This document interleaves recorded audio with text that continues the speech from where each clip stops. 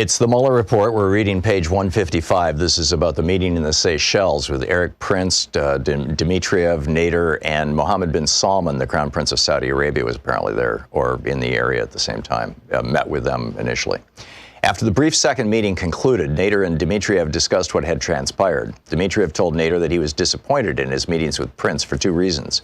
First, he believed that the Russians needed to be communicating with someone who had more authority with the incoming administration than Erik Prince had.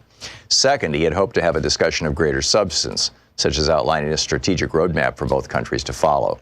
Dmitriev told Nader that, the rest was blocked out by Bill Barr, and then adds, Prince's comments were insulting, and the rest of that is blocked out by Bill Barr. Hours after the second meeting, Prince sent two text messages to Bannon from the Seychelles. As described further below, investigators were unable to obtain the content of these or other messages between Prince and Bannon, and the investigation also did not identify evidence of any further communication between Prince and Dmitriev after their meetings in the Seychelles. Item 3, Erik Prince's meeting with Steve Bannon after the Seychelles trip. After the Seychelles meetings, Prince told Nader that he would inform Bannon about his discussion with Dmitriev and would convey that someone within the Russian power structure was interested in seeking better relations with the incoming administration.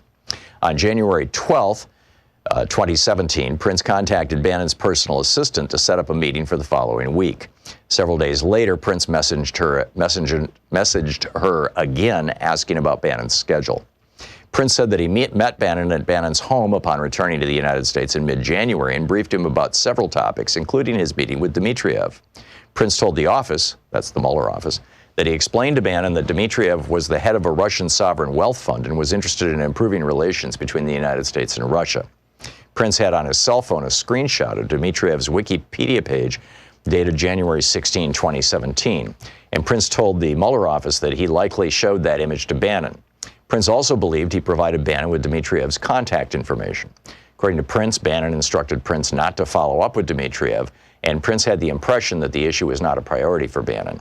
Prince related that Bannon did not appear angry, just relatively uninterested. Bannon, by contrast, told this office that he never discussed with Prince anything regarding Dmitriev, RDIF, or any meetings with Russian individuals or people associated with Putin. Bannon also stated that Prince mentioned such a meeting, that had Prince mentioned such a meeting, Bannon would have remembered it, and Bannon would have objected to such a meeting having taken place. The conflicting accounts provided by Bannon and Prince could not be independently clarified by reviewing their communications, because neither one was able to produce any of the messages they exchanged in the time period surrounding the Seychelles meeting. Prince's phone contained no text messages prior to March 2017, although provider records indicate that he and Bannon exchanged dozens of messages. Prince denied deleting any messages, but claimed he did not know why there were no messages on his device from before March of 2017. Bannon's devices similarly contained no messages in the relevant time period, and Bannon also stated that he did not know why messages did not appear on his device. Bannon told the office, the Mueller office, that during both the months before and after the Seychelles meeting, he regularly used his personal BlackBerry and personal email for work-related communications, including those with Prince, and he took no steps to preserve those work communications.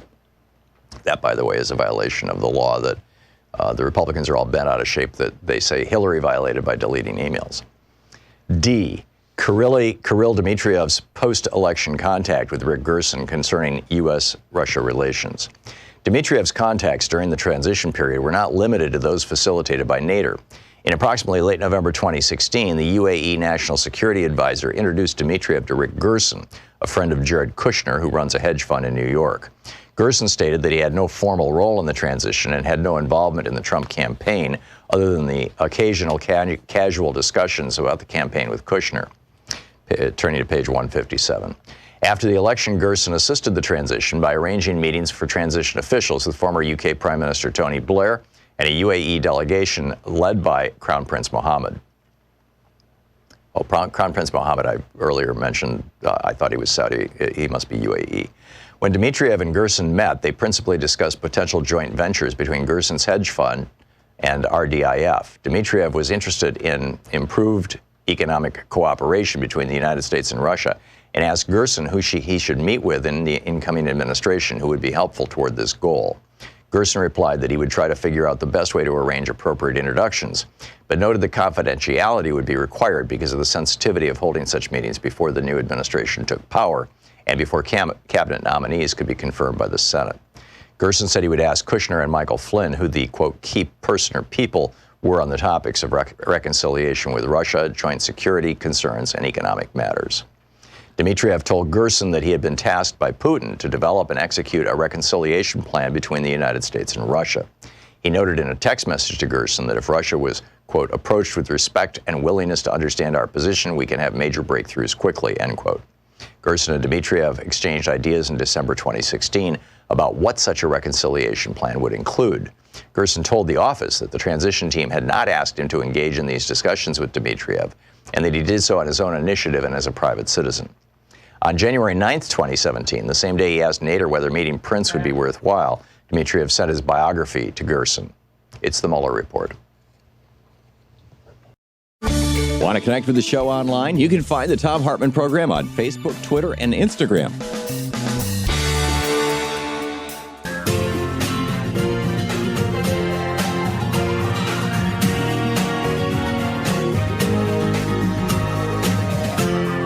This is the Thom Hartmann Program.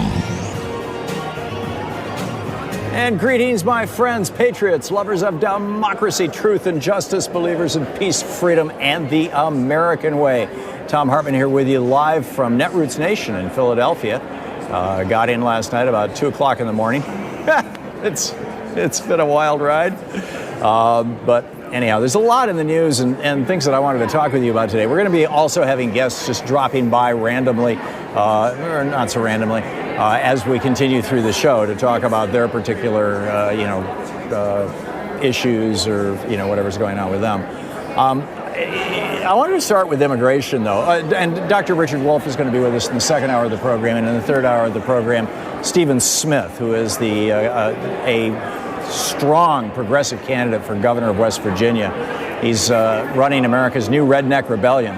And he's going to be on the program in our third hour. And you're not going to want to miss that. It's pretty cool. But I wanted to talk about immigration because Trump is pushing his Bill Barr has apparently told him that if he simply issues an executive order, it will not violate the Supreme Court ruling, and he'll be able to have his census question, which will intimidate any Hispanic families who have people who are undocumented in this country in their families, or even close to their families, or even in their neighborhood. That, of course, is the goal. Frankly, at this point, whether the question's on the census or not is almost moot, because Trump has gotten so much publicity about this. He's pushed this so hard for so long that he's already scared the bejesus out of people in this country who are undocumented immigrants.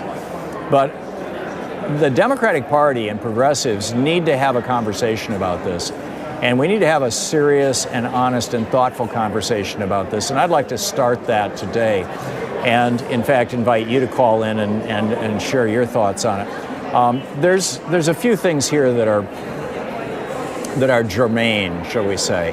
And Trump is starting his deportation raids on Sunday as well. Having control of who is in your country is actually not a radical or a right-wing idea. It's something that pretty much every country in the world does. It became essentially a radical idea with the European Union. The EU was the first, to the best of my knowledge, and maybe you know of one that I'm missing here, but it was, to the best of my knowledge, the first time that a group of countries got together and said, we're just going to do away with our borders. And it has, frankly, I think it's become a train wreck. This is why Britain is doing the Brexit thing, is because in Poland, well, in Britain, a plumber, an actual licensed, competent plumber in Britain would make whatever, let's say it's $30 an hour. In Poland, that same plumber would make $5 or $10 an hour, because Poland's a much poorer country. Well, once the EU integrated and said, okay, anybody can go anywhere, literally plumbers from Poland went to Britain. In fact, there was this time several years ago where they were running ads. These anti-immigrant people were running ads saying, and it was called the Polish plumber ad. And it was an ad about, what happens when a plumber shows up and from Poland, and puts out of business all the plumbers in England. And what's happened is that not just the wages of plumbers in England have gone down, but the wages of electricians have gone down. Basically, the wages of anybody who could emigrate from outside Britain into Britain. And it's not just Britain, by the way. The same thing is happening in Germany. It's happening in Sweden. It's happening in Norway. It's happening in well, actually, it's not happening so much in Sweden, Norway, and Denmark. They're dealing with an immigration crisis, not so much a EU crisis. But if you try to, in fact, a friend of mine who's a physician, he's been a guest on this program. It's been some years, and I'm not sure he wants his story out there quite like this, so I'm not going to name him. But you know, a very, very close friend of mine, a guy that Louise and I have known for 20, 30 years, moved to Canada to be a doctor in Canada. And he was in his 50s, and when he hit his mid to late 50s, around 56, 57, they kicked him out of the country. I mean, they literally arrested him and put him on a plane and you know, basically said they didn't want to pay for his retirement. I mean, that was the bottom line. They had an excuse. The excuse was that he had a speeding violation in the United States back when he was in his 30s, and so they said, aha, you're a criminal. But really, this is what's going on. So countries control their borders. That's the fact that, you know, Democrats need to recognize. On the other hand, you know, I mean, that's only a piece of it, right? On the other hand, we've got in this country this giant magnet for people to come into the country and work illegally. And it's not just from Mexico. It's not even just from south of the border. The largest number of people who come to the United States as tourists and overstay their visas are Canadians. Canadians. You've got the second largest group that is not from south of the border. And now Canadians outnumber people from south of the border. The second largest group is Irish. I mean, you've got people from literally all over the world coming here and working without legal permission. I've told the story many times. I lived in Germany for a year. It took me almost 6 months to get a work permit to live in Germany. In order to open a bank account, I had to show my work permit. In order to get a local driver's license, I had to show my work permit. I gave a series of speeches with Neil Donald Walsh and Marianne Williamson in Australia back about 15 years ago, maybe 20 years ago. And because we were being paid for these speeches, and it wasn't even big bucks, I mean, it was like a $3,000 honorarium, but because I was being paid to give a speech in Sydney and Melbourne and in Perth, I had to get a work permit from the Australian government, and that took the better part of a year, as I recall. At least it took several months. It was a rigorous process, and I had to go through all kinds of stuff, and the company that was sponsoring me had to go through all kinds of stuff. So what is missing from this discussion is the fact that here in the United States, we encourage employers to hire people who are not citizens, who should not be working in this country. Now, keep in mind, I'm not talking about people living in this country. That's a completely different conversation.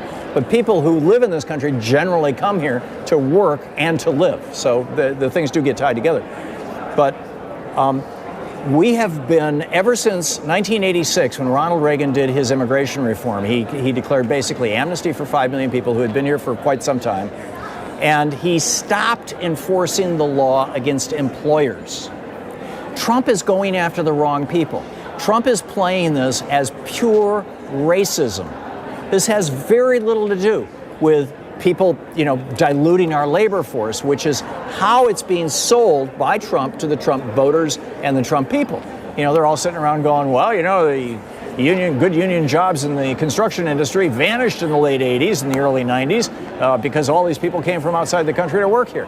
Well, that's true, but, you know, if those people had to have work permits in order to work, if the employers had been put in jail. But see, Reagan stopped that. Prior to 86, employers who hired people who were here illegally, there was this giant exception to all of this, which had to do with the farm workers.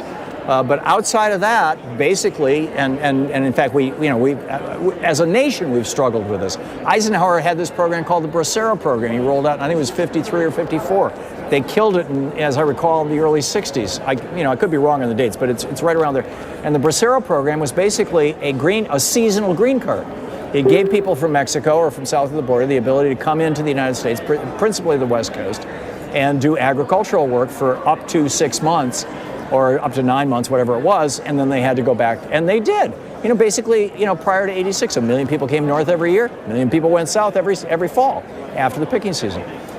This change that Reagan put into place, specifically to break unions, specifically to weaken the labor movement in the United States. I mean, that literally was what it's all about. That has not been changed. That was never, and it's not been addressed by our Democratic politicians. Bill Clinton never talked about this. Barack Obama never talked about this. Although Obama did deport a lot of people, he was also unwilling to put in jail largely wealthy white employers. I think, frankly, we need to have a conversation about how to message this, how to do this, because if we don't, Donald Trump is going to win on this issue. There's a reason why he's actually happy that there are pictures of little kids in cages. So let's have a conversation about that and pretty much whatever else is on your mind. I'm going to do Anything Goes Thursday and Friday as I'm here in Philadelphia. This is the Thom Hartmann Program. And we'll be back in just a moment.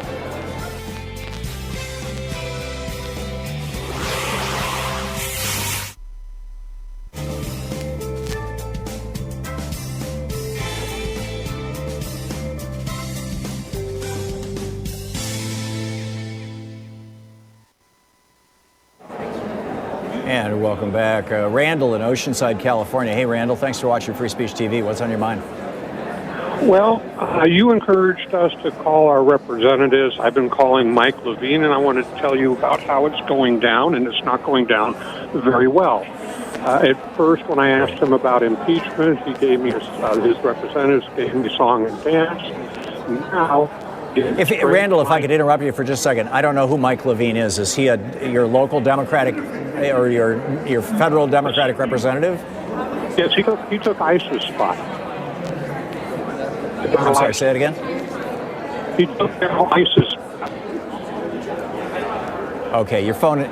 Oh, he took Daryl ISIS spot. I see. Yeah, your phone was breaking up, and it sounded to me like he's from ISIS, and I was like, wait a minute. Okay, Randall, continue your story. I'm sorry. ISIS spot.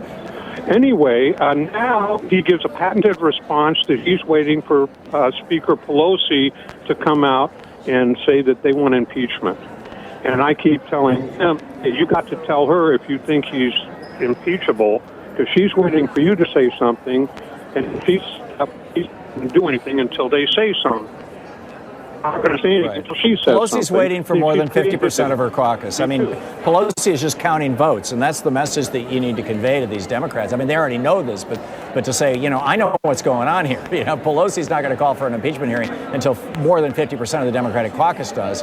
And, you've got 80 members now. That's a little, that's what, maybe a 2/5. But what I'm saying is, excuse me, but what I'm saying is my is saying that he's not going to make a decision until she makes a decision. She's not going to make her decision till he makes his decision. It's a 22. Right. Get each other and nothing's getting done. Yeah. It's a he's BSing you, Randall. I don't know how else to say it. I guess you know that, right? Yeah, I'm very frustrated because I lost a lot of people in the Holocaust. And I have a riddle for you, Tom. What's the difference between the United States today and Germany prior to the Holocaust?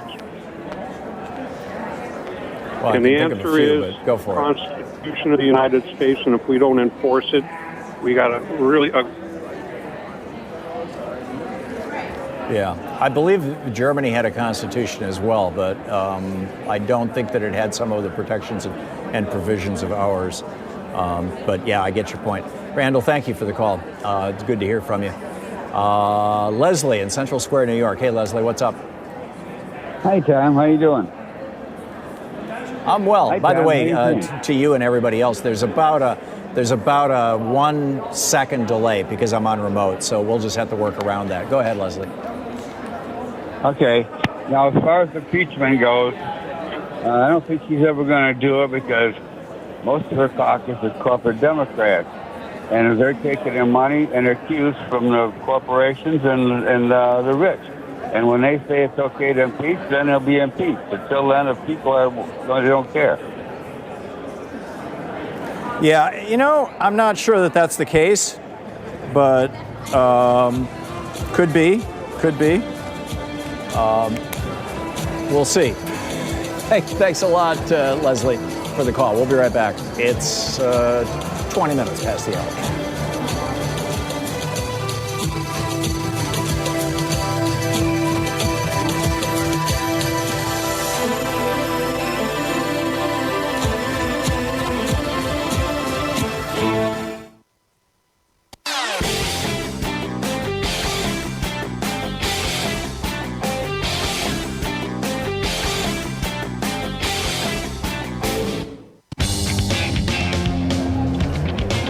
Welcome back. Thom Hartmann here with you. So here's the question, and I realize that this may be a tough one because the Democrats have not plowed the ground, as it were. For the last 15 years that I've been doing this show, Republicans have been having immigration roundtables, immigration workshops, immigration conferences. I've done my show from a couple of them where I went in and debated Republicans. Democrats have not even brought this topic up, to the best of my knowledge, other than saying, it's inhumane to simply deport people. And that's not going to fly with the American people, or a lot of the American people. So how do we strip the racism piece out of Trump's argument, reveal that Trump is making a racist argument rather than a labor argument, and then begin to make a labor argument? And how do we build coalitions with communities of, particularly the Latino community, or the Latinx community? How do we build coalitions that honor people who are, well, first of all, fleeing oppression? I mean, the situation in Central America right now, which is the principal crisis that we're dealing with, has nothing to do with people looking for work. It has to do with people fleeing, literally refugees fleeing, torture and hate and stuff like that. How do we differentiate those in a media that does everything in 30-second sound bites? I think this is going to be a major challenge for the Democratic Party, and everybody is afraid to talk about it. And if they don't soon, it's going to bite us all in the butt really badly. John in Minneapolis. Hey, John, what's on your mind? How do you change John, the you're on racism that is just endemic in this country? And, Donald Trump is the racist in chief. We actually have racist as a president. I never thought that would happen, but here we are. So, I think they're afraid to say anything because, unfortunately, with a lot of people, racism resonates. They don't like black and brown people. They don't like people crossing the border and asking for amnesty. Brexit happened really as a result of racism in many cases, that people didn't like Britain changing, and having all of these people from Pakistan and whatnot come to their country. No, wait a minute. Brexit isn't, hang on just a second, John. Brexit isn't, the people from former British colonies were British citizens. They had the right to come to the UK. That's the people who came in as a consequence of the European Union were, by and large, white Europeans that Britain was reacting to. I mean, if you want to talk about racism, talk about the Swedish backlash, to the refugees coming in. Racism is worldwide, but there's a lot of racism. Yeah. And I would say that we're one of the most racist countries in the world. I agree with you, John. So here's the question. How does the Democratic Party engage in a discussion about how to rescue, essentially, the American labor movement and get control over our workplaces? How does the Democratic Party do that in a way that doesn't play into the racist narratives that Republicans have spent 20 years setting up and Donald Trump is promoting? I mean, is just my cry of it's time to start arresting white employers going to be enough? That's a really interesting problem. It's a conundrum in our politics because how do you do that? Tucker Carlson, just absolutely hates my congressman because she's black and because she's Somali. Yeah. And that's really what it comes down to. And he has a forum that is a lot bigger than yours, and people hear that, and they hear it over and over again. She's ungrateful. She doesn't, because she critiques this country just. Oh, he's saying that she hates America. I mean, he's like setting up an assassination attempt. I mean, this is like when Bill O'Reilly 30 some odd times talked about Tiller the baby killer until somebody went out and shot George Tiller. It almost makes me want to do physical violence to him because I voted for her. I supported her. How dare he tell me that she is not a good congressperson. I just... Yeah, no, I get that, but let's not act. talk about physical violence here, John. We need to walk back from that. But Right. this larger question, this is the question that I would like. If we've got any good political minds, and I think you're one of the best, is ponder this and get back with me maybe. But how can the Democratic Party put itself in the middle of the immigration discussion in a way that will be recognized by working class people across the United States as something that's going to protect their jobs? Right. Well, I think that's to, the whole thing. I think that the Democratic Party needs to do more for working class people, and there are people like Warren and Sanders that have addressed that. I don't think they would feel as threatened if they knew that their needs are going to be met, that they're not going to be competing with people coming across the border for their jobs. Yeah. And I'm with you. Okay, let's start. Yeah. Thank you very much. I'm going to try and get some more thoughts on this. John, thank you. Nick in Mexico. Hey, Nick, you got some thoughts on it? How are you, Tom? I was calling in reference to your comments about the Bracero program. Right. And you were saying that you thought it was Eisenhower. I think it started about 10 years before that, didn't it? According to John Carlos Fry, in Sand and Blood, which I'm about halfway through now, and it's killing me. I think he said it started during World War II as a way of getting workers to replace the soldiers who were in the European theater. Yeah, fighting. Sean said it started August 4th, 1942. That makes perfect sense. Right. You've read Sand and Blood already, I take it?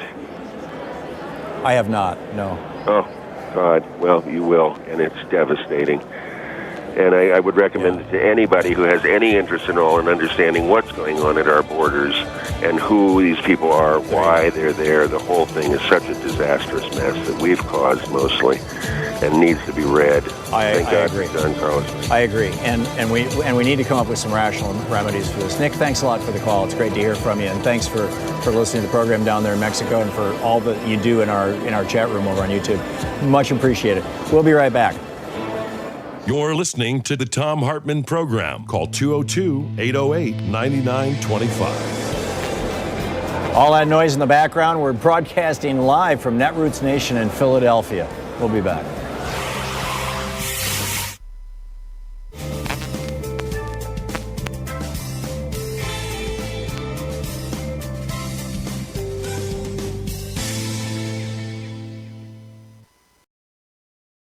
It's the Mueller Report. We're reading page 155. This is about the meeting in the Seychelles with Eric Prince, Dmitriev, Nader, and Mohammed bin Salman, the Crown Prince of Saudi Arabia, was apparently there or in the area at the same time, met with them initially. After the brief second meeting concluded, Nader and Dmitriev discussed what had transpired. Dmitriev told Nader that he was disappointed in his meetings with Prince for two reasons. First, he believed that the Russians needed to be communicating with someone who had more authority with the incoming administration than Eric Prince had. Second, he had hoped to have a discussion of greater substance, such as outlining a strategic roadmap for both countries to follow. Dmitriev told Nader that, the rest was blocked out by Bill Barr, and then adds, Prince's comments were insulting, and the rest of that is blocked out by Bill Barr. Hours after the second meeting, Prince sent 2 text messages to Bannon from the Seychelles. As described further below, investigators were unable to obtain the content of these or other messages between Prince and Bannon, and the investigation also did not identify evidence of any further communication between Prince and Dmitriev after their meetings in the Seychelles. Item 3, Eric Prince's meeting with Steve Bannon after the Seychelles trip. After the Seychelles meetings, Prince told Nader that he would inform Bannon about his discussion with Dmitriev and would convey that someone within the Russian power structure was interested in seeking better relations with the incoming administration.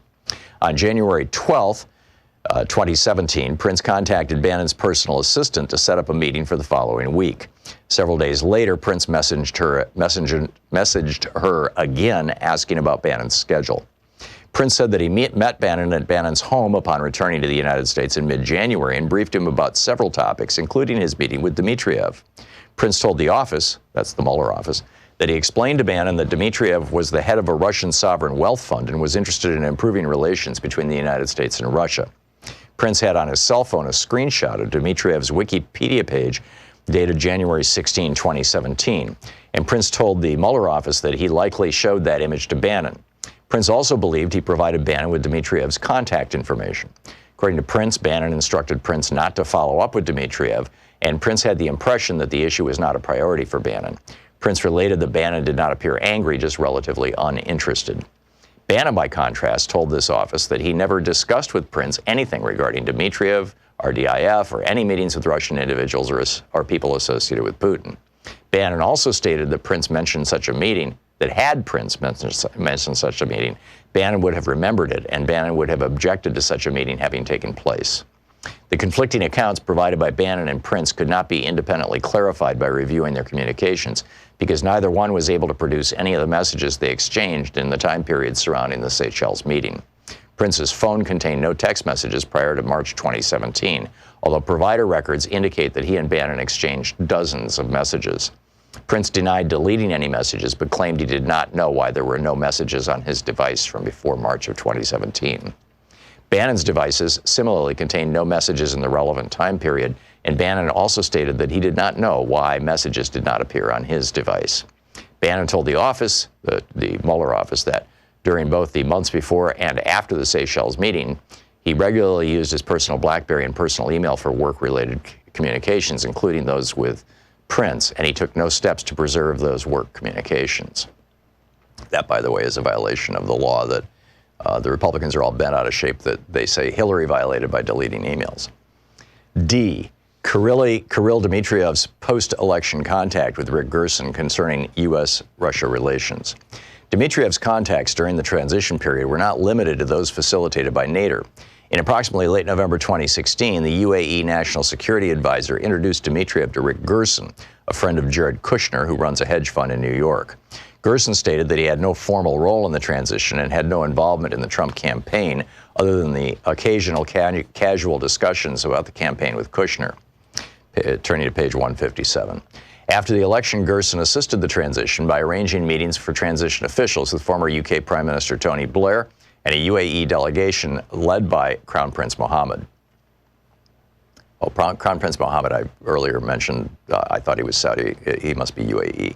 When Dmitriev and Gerson met, they principally discussed potential joint ventures between Gerson's hedge fund and RDIF. Dmitriev was interested in improved economic cooperation between the United States and Russia and asked Gerson who he should meet with in the incoming administration who would be helpful toward this goal.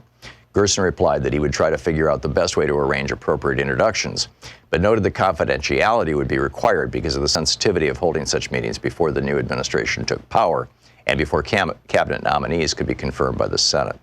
Gerson said he would ask Kushner and Michael Flynn who the, quote, key person or people were on the topics of reconciliation with Russia, joint security concerns, and economic matters. Dmitriev told Gerson that he had been tasked by Putin to develop and execute a reconciliation plan between the United States and Russia. He noted in a text message to Gerson that if Russia was, quote, approached with respect and willingness to understand our position, we can have major breakthroughs quickly, end quote. Gerson and Dmitriev exchanged ideas in December 2016 about what such a reconciliation plan would include. Gerson told the office that the transition team had not asked him to engage in these discussions with Dmitriev, and that he did so on his own initiative and as a private citizen. On January 9th, 2017, the same day he asked Nader whether meeting Prince would be worthwhile, Dmitriev sent his biography to Gerson. It's the Mueller Report.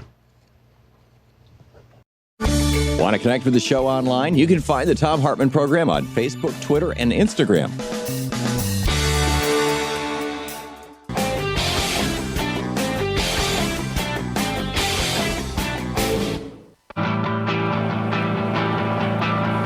And welcome back. Thom Hartmann here with you live from Philadelphia. We'll be getting back to your calls in just a minute, but right now is Zara.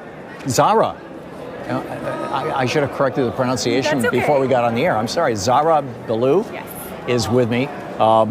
Zara is a civil rights attorney and the executive director of the San Francisco Bay Area office for the Council on Islamic and American Islamic Relations. It's a long name. CAIR. Yes. Thank you for having me. Oh, it's an honor. It's a pleasure to have you with us. So, first of all, what is the situation right now with regard to Muslims in the United States? The Muslim ban, Donald Trump. You know, he actually campaigned on he was going to trash people like you. Right.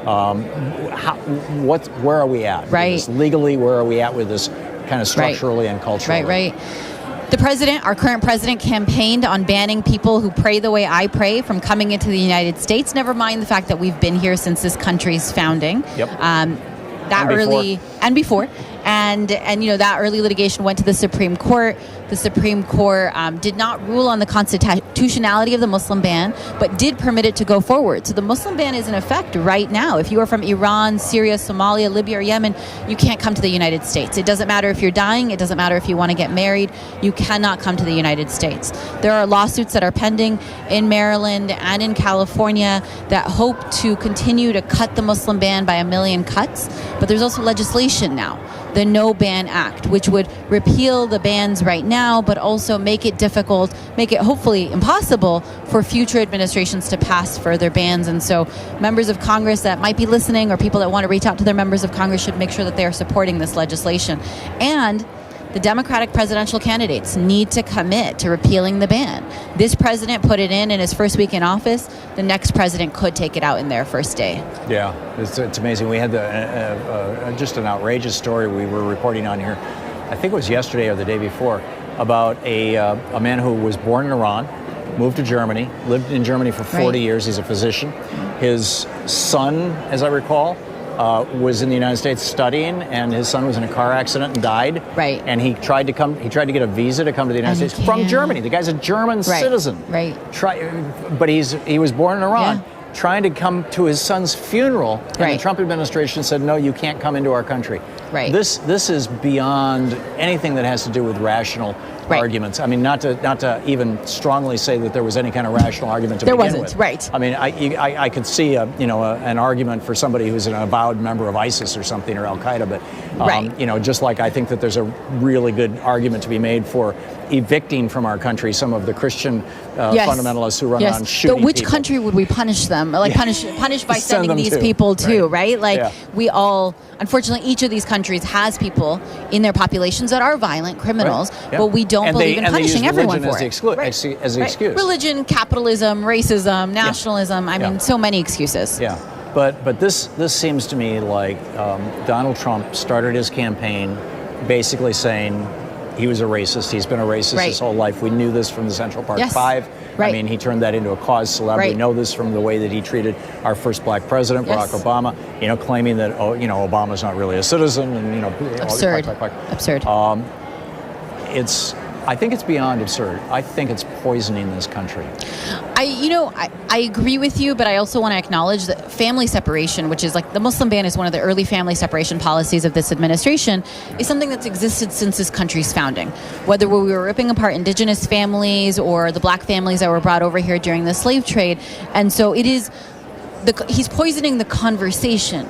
But the policies follow a decades-long, if not centuries-long trend of separating families who come from places or look a certain way or pray a certain way that doesn't make white Christians feel comfortable. Right. So beyond calling our members of Congress, and beyond trying to be the rational voice at the Thanksgiving Day table when Uncle Ralph goes off on his Fox News Which is so important, by the way, because I'm not at that table. Yeah, absolutely. No, and that's one of the. Yeah. And in fact, occasionally I'll get those Uncle Ralph characters who either call in or come on the program, and I try to engage them to model for people how to have those conversations. But what else can we do?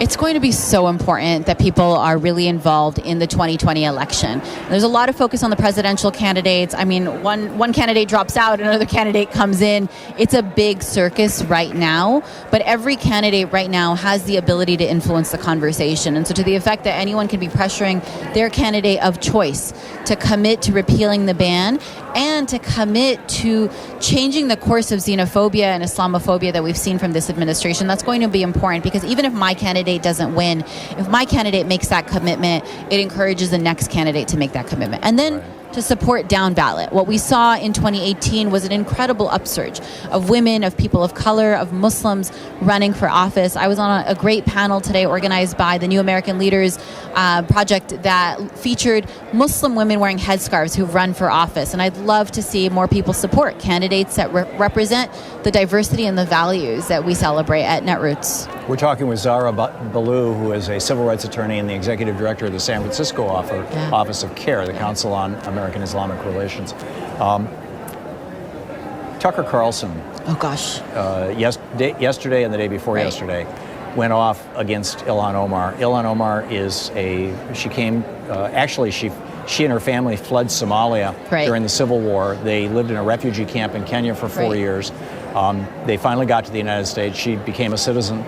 She loves this country. She wants to contribute to She's the American dream. She literally is. She's the American dream. And she got elected to Congress from Minnesota, and now we've got these guys like Tucker Carlson saying that he said she hates America. She's ungrateful, quack, quack, quack. I am at a loss. I mean, this is my industry, right? And we've got a portion of our media, and it's not just Fox News. It's also right-wing hate radio all across the United States. And yesterday we were discussing this topic. Yesterday I had a caller call in and say that he listens to, or she, an elderly woman who listens to religious radio all the time. And I haven't listened to religious broadcasting in 20 years, but apparently it's shifted from just talking about Jesus to talking about how, Jesus hates Muslims and, and brown people and just in general, just this whole kind of racist. Jesus, the Palestinian Jew. Yeah, exactly. Hates brown people and Muslims who weren't technically around. There you go. Yeah. And Jesus loves Donald Trump. And, we've seen this unholy alliance between Jerry Falwell Jr. and his pool boy and Donald Trump and whatever's going on with Franklin Graham and all these guys. But I realize you're not a partisan organization, and I'm not going to try and drag you into a partisan conversation. But I am, and in fact, we were just discussing, how do we change the discussion around immigration in the United States? Because most countries allow immigration within reasonable limits, but they also require people in order to get a job to have permission to be in the country, and so, which is a completely different thing from the debate around refugees, which we've got on the southern border and a crisis going on, and the Democrats are. My sense of it is that the discussion around this does not have the level of urgency. Well, urgency, sophistication, clarity. Right. Trump basically is saying those people are coming to take your jobs, and people go, "Oh my God," and there's nothing from the Democrats. Or those people are bringing, lice and disease, and which is the racist stereotype crap. I'm struggling to message this, particularly for Democrats or for candidates. I think that, first and foremost, the thing I always want to make sure we mention when we talk about refugees that's unique for America, more so than any other country in the world, is our role in causing the crisis that forces people to leave their homes. Yes. Right? People aren't just leaving their homes and crossing dangerous territory and putting their lives at risk because it's fun or exciting or they needed a day at Disneyland. And they're not looking for jobs. Right. They are fleeing violence for their lives. That Ronald Reagan started with official U.S. policy. Exactly. For which, in part, Ollie North and Elliott Abrams got pardoned by George Herbert Walker Bush at the insistence of Bill Barr, who's now our Attorney General again. And so, that's the thing I always want to make sure that we say, right? Is that these are not people coming to Disneyland. These are people who are fleeing the conditions that we created. Yes. Beyond that, I don't know that I would say, the Democratic Party has been disappointing. Sometimes I'm in the Bay Area. I appreciate so much of what Nancy Pelosi has done, but I'm also are you not feeling the urgency? Do you not? And she doesn't. She doesn't have family members that are impacted in the way that so many of my friends and colleagues are. But there is, there's a great resurgence happening within the Democratic Party. There's a revival with these freshman members of Congress. And I've been disappointed when Nancy Pelosi has tried to quash that or to understate that, right? Is that the Democratic Party is not moving fast enough. People's lives are on the line, and they are letting themselves be pawns in the political game at the cost of people's lives. How many stories do we have to hear about a kid dying in ICE custody? How much do we have to learn about the racism of Border Patrol before we can all get on board to say we need to abolish ICE, that this is a very problematic militaristic agency that is killing people that are seeking safety? They've become our internal. I was going to say Gestapo, but it overstates it, but not by much. No, I mean they're running concentration camps in the U.S. Pre-1939, it doesn't overstate it at all. Right. So, Zara Billou, the civil rights attorney and executive director of the San Francisco office of the Council on American Islamic Relations. Thanks so much for being with us today. Thanks for having me. Great talking. And we'll be right back from Philadelphia here at Net Worth Station. Stick around. Thank you.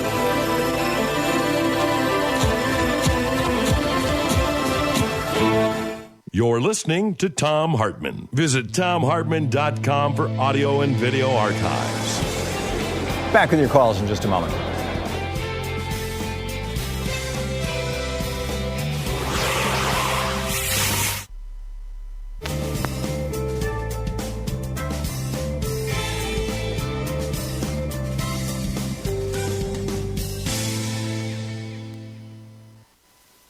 And welcome back. Thom Hartmann here with you. And let's get back to our conversation here and pick up some of your calls. Connie in Reno, Nevada. Hey, Connie, what's on your mind today?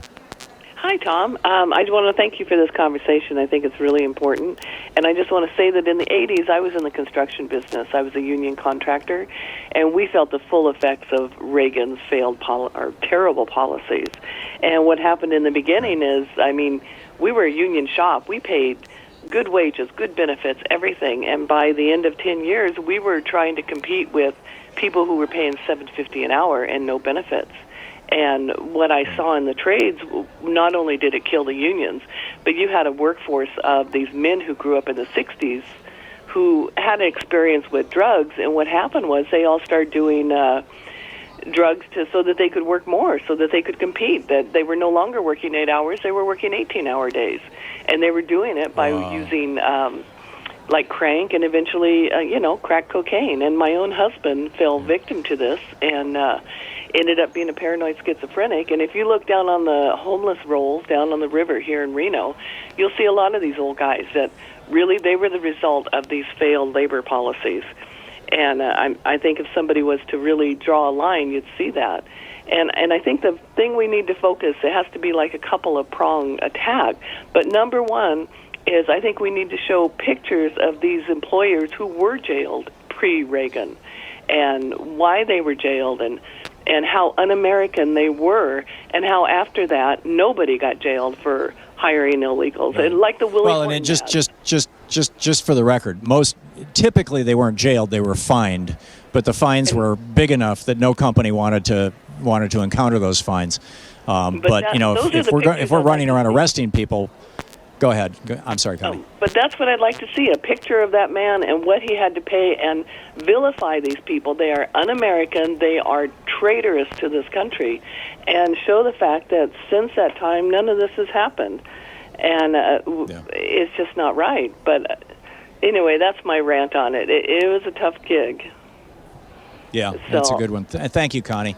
I appreciate the call, and thanks for sharing your story with us. Corky in Hilton, New York. Hey, Corky, what's on your mind?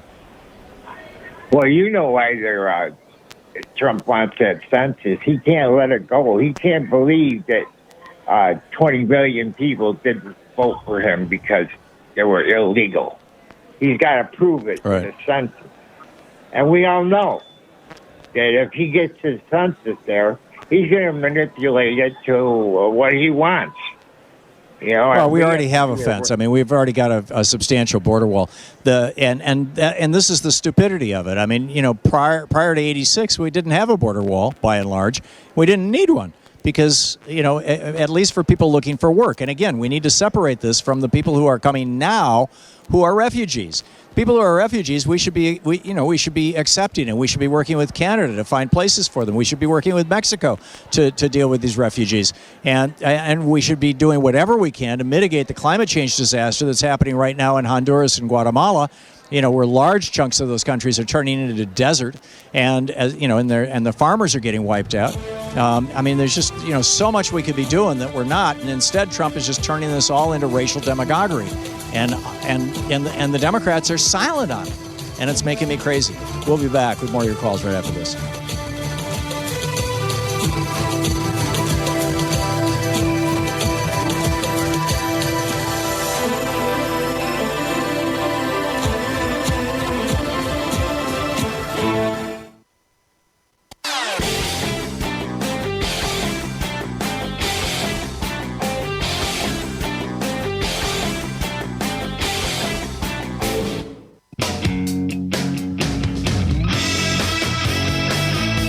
Welcome back. Thom Hartmann here with you. And Rob in... hang on. Rob, actually, I'm sorry. Let me put you on hold here. George in Palm Desert, California. Hey, George. You were in the line long before Rob. What's up? Okay. Hey, Tom. Is it George or Jorge? What's that? Oh, sorry. Hello? On line I'm 3? here. I'm not hearing you. Okay, I'm going to put him on hold. Joyce, you want to check out, or Nick, or whoever's doing this, I guess it would be, and find out what's going on. James in Clear Lake Oaks, California. James, you're on the air. Hi, Tom. Thanks for taking my call. Your show's the best. Regarding what you were saying earlier, I think the key... Yeah. Can you hear me? The key is... Yeah, I'm sorry. Whenever I'm on a remote, there's about... In fact, suddenly I'm hearing my own voice back in my ear. There we go. Thank you. Whenever I'm on a remote, there's about a 1 second delay. And so, we'll just have to dance around that. James, go ahead. Okay, so I think the key to what you were saying earlier is amnesty. So, we might not be able to convince the unions, whose job is to represent workers, not run the country, that maybe we should just let everybody who's been here for a while, become citizens and register to vote and so forth. We need to, let people understand that in a lot of people's minds, immigration and refugees are wrapped together, even if that's not factually correct. This weekend there's going to be a lot of protests and direct action and so forth. And so, we might see some attention to this issue that will, motivate something in that area. Right. Yeah, I agree. And I think that whole point of separating the issues is a really important one. George in Palm Desert, California, you're on the air. Yeah, hi, Tom. Okay, one thing I have a problem with is the Trumpeteers, the acquaintances who I have, of course, got out of my life. But what upsets me about the Democratic Party is one word that could solve this problem that I hear all the time, that they want open border, or we want open borders, which of course is a lie. Here's how we solve that problem, yet I never hear one Democrat talk about it. It's called e-verification, and I believe I learned this a lot from you.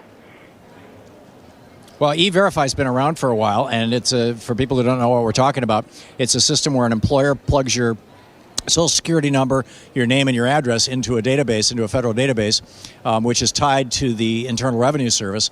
And that database kicks back whether that person is actually who they say they are and whether they're a citizen or not. In other words, whether they can work, or if they have a work permit, if they have a green card or something like that. Back to you, George. Now, wouldn't that solve the problem of all these Trumpeteers yelling that the Democrats are all for open borders and they don't care about our borders? It would absolutely solve the problem, which is why the Trump administration is not doing it. The system's there. It's already in place. The Democrats should be talking about it more. I agree. And that's an excellent point. I absolutely agree. Thanks a lot, George, for calling and making that point. Mike in Chicago, you're on the air, Mike. Hey, Tom, how are you?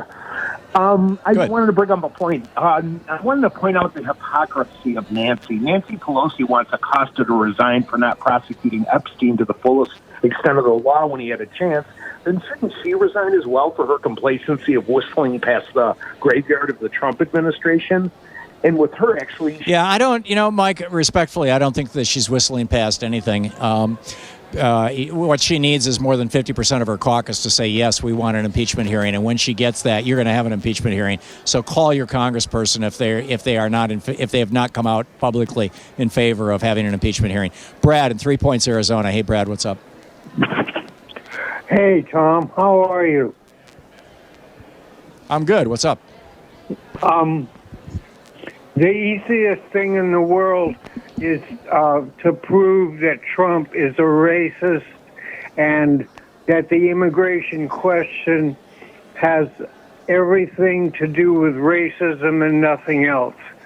Ever since he's been in office, he's racially excluded Muslims, Mexicans, El Salvadorans, people from Central and South America. And the only time I Not to ever mention heard the him Muslim say ban. what he thought a good immigrant would be from Norway, from Scandinavia, Norway, I think he said. Right. Yeah, he did. Yeah, your point is well taken. I completely agree. Brad, thank you. Elizabeth in Ashland, Oregon. Hey, Elizabeth, you're on the air. Thank you. I just wanted to say that I think it's not widely enough understood that a lot of the immigration that we're having at the border, which we haven't had before, is driven by climate change, that crops are just not prospering. But see, that's the point. These are not immigrants. These are refugees. And so step one is to separate the idea in people's minds of immigrants who want to take their jobs from refugees who are literally fleeing for their lives. And we have a long history of embracing refugees. We did embrace immigrants up until the 1920s when we passed a law, that said that basically you have to be a U.S. citizen to live here. And which is the law that essentially Reagan stopped enforcing. Yeah. So. Yeah. And I think that we need to understand that our use of fossil fuels is what's driving the climate change. And we are much heavier users of these fossil fuels than some of our countries south of us, I think. Right. Roughly a quarter of all the carbon that's in the atmosphere right now came from historic, going back to the 1800s, but from the United States. Spot on. Thank you, Elizabeth. Rebecca in St. Michael, Minnesota. Just a minute to the break, Rebecca. Quick one. Yes. Regarding the census question, what about a campaign rallying people all across the country to leave that question blank, no matter who you are? And maybe if millions don't answer it, then a message will be sent to the representation and the administration. I think that's a great idea, and I will be calling for that on this program, assuming that I'm not calling for something that's illegal, which I need to find out. But which I don't know either. And we need to look into this. But frankly, Trump wins no matter what, whether he gets the question on the census or not. Enough people think that it's going to be on the census at this point, which I don't think he's trying a legal strategy. I don't think he's even, trying to necessarily get the question on the census.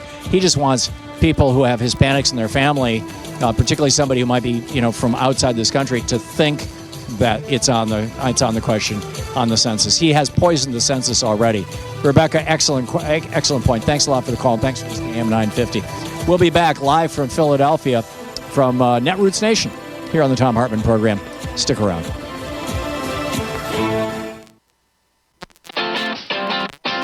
You're listening to Thom Hartmann.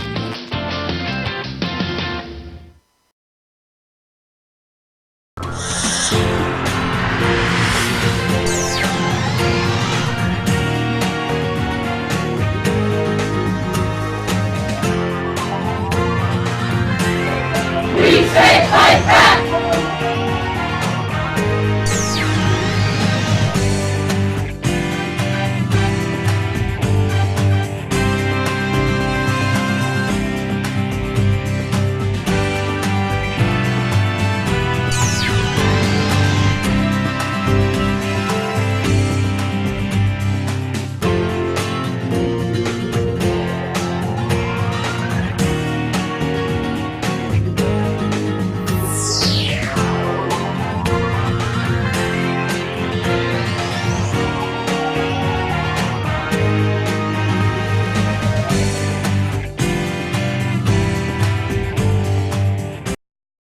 It's the Mueller Report. We're reading page 155. This is about the meeting in the Seychelles with Eric Prince, Dmitriev, Nader, and Mohammed bin Salman, the Crown Prince of Saudi Arabia, was apparently there or in the area at the same time, met with them initially.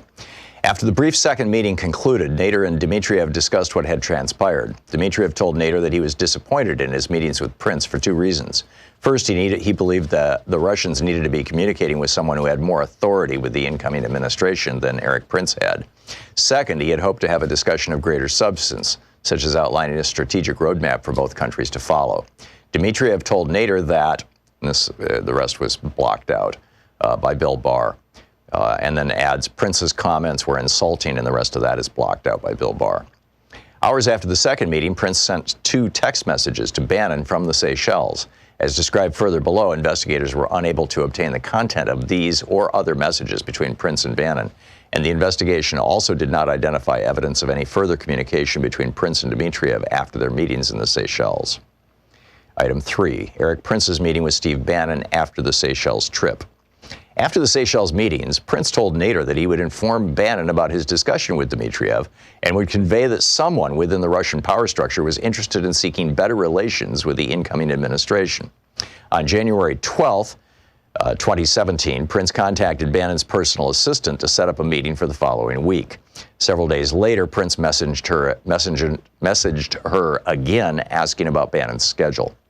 Prince said that he met Bannon at Bannon's home upon returning to the United States in mid-January and briefed him about several topics, including his meeting with Dmitriev. Prince told the office, that's the Mueller office, that he explained to Bannon that Dmitriev was the head of a Russian sovereign wealth fund and was interested in improving relations between the United States and Russia. Prince had on his cell phone a screenshot of Dmitriev's Wikipedia page dated January 16, 2017, and Prince told the Mueller office that he likely showed that image to Bannon. Prince also believed he provided Bannon with Dmitriev's contact information. According to Prince, Bannon instructed Prince not to follow up with Dmitriev, and Prince had the impression that the issue was not a priority for Bannon. Prince related that Bannon did not appear angry, just relatively uninterested. Bannon, by contrast, told this office that he never discussed with Prince anything regarding Dmitriev, RDIF, or any meetings with Russian individuals or people associated with Putin.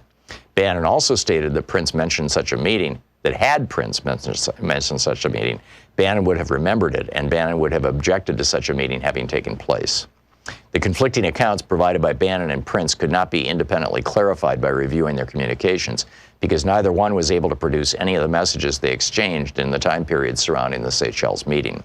Prince's phone contained no text messages prior to March 2017, although provider records indicate that he and Bannon exchanged dozens of messages. Prince denied deleting any messages, but claimed he did not know why there were no messages on his device from before March of 2017. Bannon's devices similarly contained no messages in the relevant time period, and Bannon also stated that he did not know why messages did not appear on his device. Bannon told the office, the Mueller office, that during both the months before and after the Seychelles meeting, he regularly used his personal BlackBerry and personal email for work-related communications, including those with Prince, and he took no steps to preserve those work communications. That, by the way, is a violation of the law that the Republicans are all bent out of shape that they say Hillary violated by deleting emails. D, Kirill Dmitriev's post-election contact with Rick Gerson concerning U.S.-Russia relations. Dmitriev's contacts during the transition period were not limited to those facilitated by Nader. In approximately late November 2016, the UAE National Security Advisor introduced Dmitriev to Rick Gerson, a friend of Jared Kushner, who runs a hedge fund in New York. Gerson stated that he had no formal role in the transition and had no involvement in the Trump campaign other than the occasional casual discussions about the campaign with Kushner. Turning to page 157. After the election, Gerson assisted the transition by arranging meetings for transition officials with former UK Prime Minister Tony Blair and a UAE delegation led by Crown Prince Mohammed. Oh, Crown Prince Mohammed, I earlier mentioned, I thought he was Saudi. He must be UAE. When Dmitriev and Gerson met, they principally discussed potential joint ventures between Gerson's hedge fund and RDIF. Dmitriev was interested in improved economic cooperation between the United States and Russia and asked Gerson who he should meet with in the incoming administration who would be helpful toward this goal.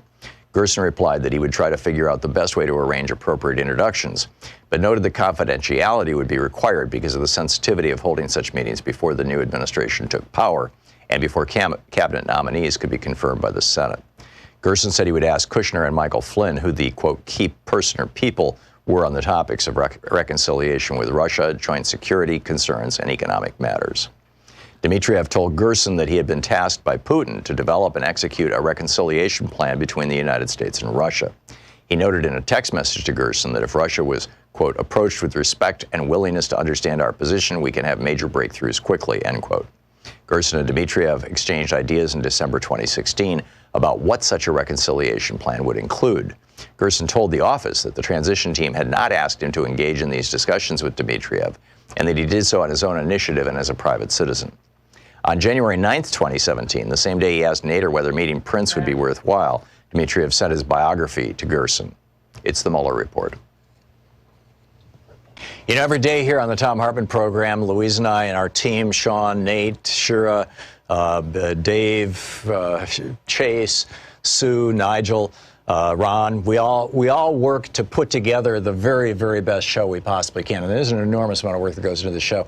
And one of the things that comes out of that is a lot of content, a lot of specific information that we go through and we dig out and, we want to share with you.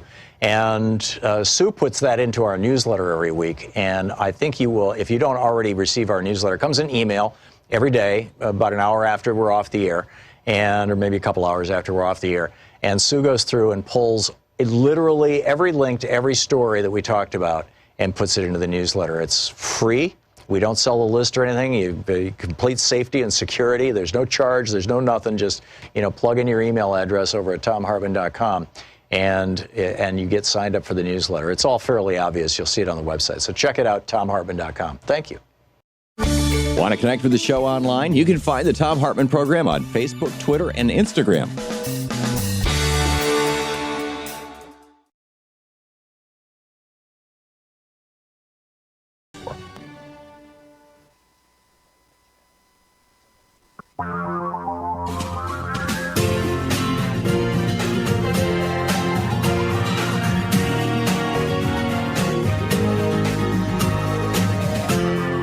This is the Thom Hartmann Program. And welcome back. Thom Hartmann here with you. On the line with us is Dr. Richard Wolff, the economist, the co-founder of Democracy at Work, author most recently of Understanding Marxism. democracyatwork.info and rdwolf with two Fs at the end.com are his websites. You can tweet him at Prof. Wolf with two Fs. Professor Wolff, welcome back. Thank you, Tom. Glad to be here. It's great to have you with us. There is about a 1 second delay because I'm broadcasting live from Netroots Nation in Philadelphia here today. Last week, I believe, or maybe it was earlier this week, I don't do time very well, but never have. But in any case, recently I had a conversation with an economist, Steve Keen, who's been on our program many times over the years. He's one of these advocates of modern monetary theory, among other things. And he pointed out that, and I'm not sure if it was specifically in that interview, but it's been pointed out in other venues, that both Australia and Japan have not had a recession in something like 20 years. And they've just kind of muddled along, which has been largely okay with most people in those countries, I think. Better than the crash and burn every 8 years and then the hyper booms that we get. And he was of the opinion that it's possible that the Fed has figured this out, the central bankers around the world have figured this out, and that we are not in for an upcoming crash. Instead, we're in for 10 or 20 years of muddling through, but things being pretty much the same as they are now. I wanted to do a reality check with you on that. Yeah, well, I know Steve Keen, and I'm familiar with the modern monetary theory arguments. Here's what I think is valid, and here's where I think I part company with them. It has always been true that the government in a capitalist system is called in as the lender of last resort, the spender of last resort. It's the wonderful irony of capitalism that when things are going well, the private capitalists tell you all about how wonderful the private sector is and how burdensome the government and unnecessary and full of people wasting time and collecting money. And then when the inevitable comes, the crash of private capitalism, they all get on their private jets, run to Washington, and beg this thing they've been making fun of to save them. And since they control that government in the end, the government, surprise, surprise, saves them. That's a thumbnail summary of what Roosevelt did in the 30s. It's a thumbnail summary of what Bush and Obama did in the second worst crash in 2008. One of the mechanisms of doing that is the control the government has of the money supply. It's not the only mechanism, but it's one of the mechanisms. And so, effectively, they pump money into the economy to kind of lubricate it, to get people more comfortable about spending. They drop interest rates so they get more comfortable about borrowing in order to spend. Either you do that directly, that's modern monetary theory. Let's have the government go in, print the money, and use it to do what governments do. But the problem in the past has been when you give that much power, that monetary power, to a political leader, it's only a matter of time before that political leader abuses that. And so what happened in capitalist countries was they created a bit of a buffer, a quote-unquote independent agency. It's either the central bank, like the Bank of England or the Bank of France, or in the United States, it's the same thing, but we don't call it the Bank of the U.S. because of our history. We call it the Federal Reserve. It's supposed to be an indirect way. But if you know how the Federal Reserve works, it basically prints money. It's basically part of the government. There's a bit of an arm's length from the rest of the government, and that was hoped would work so that the government could, with monetary and fiscal policy, manage. That was the wisdom that came out of the Great Depression.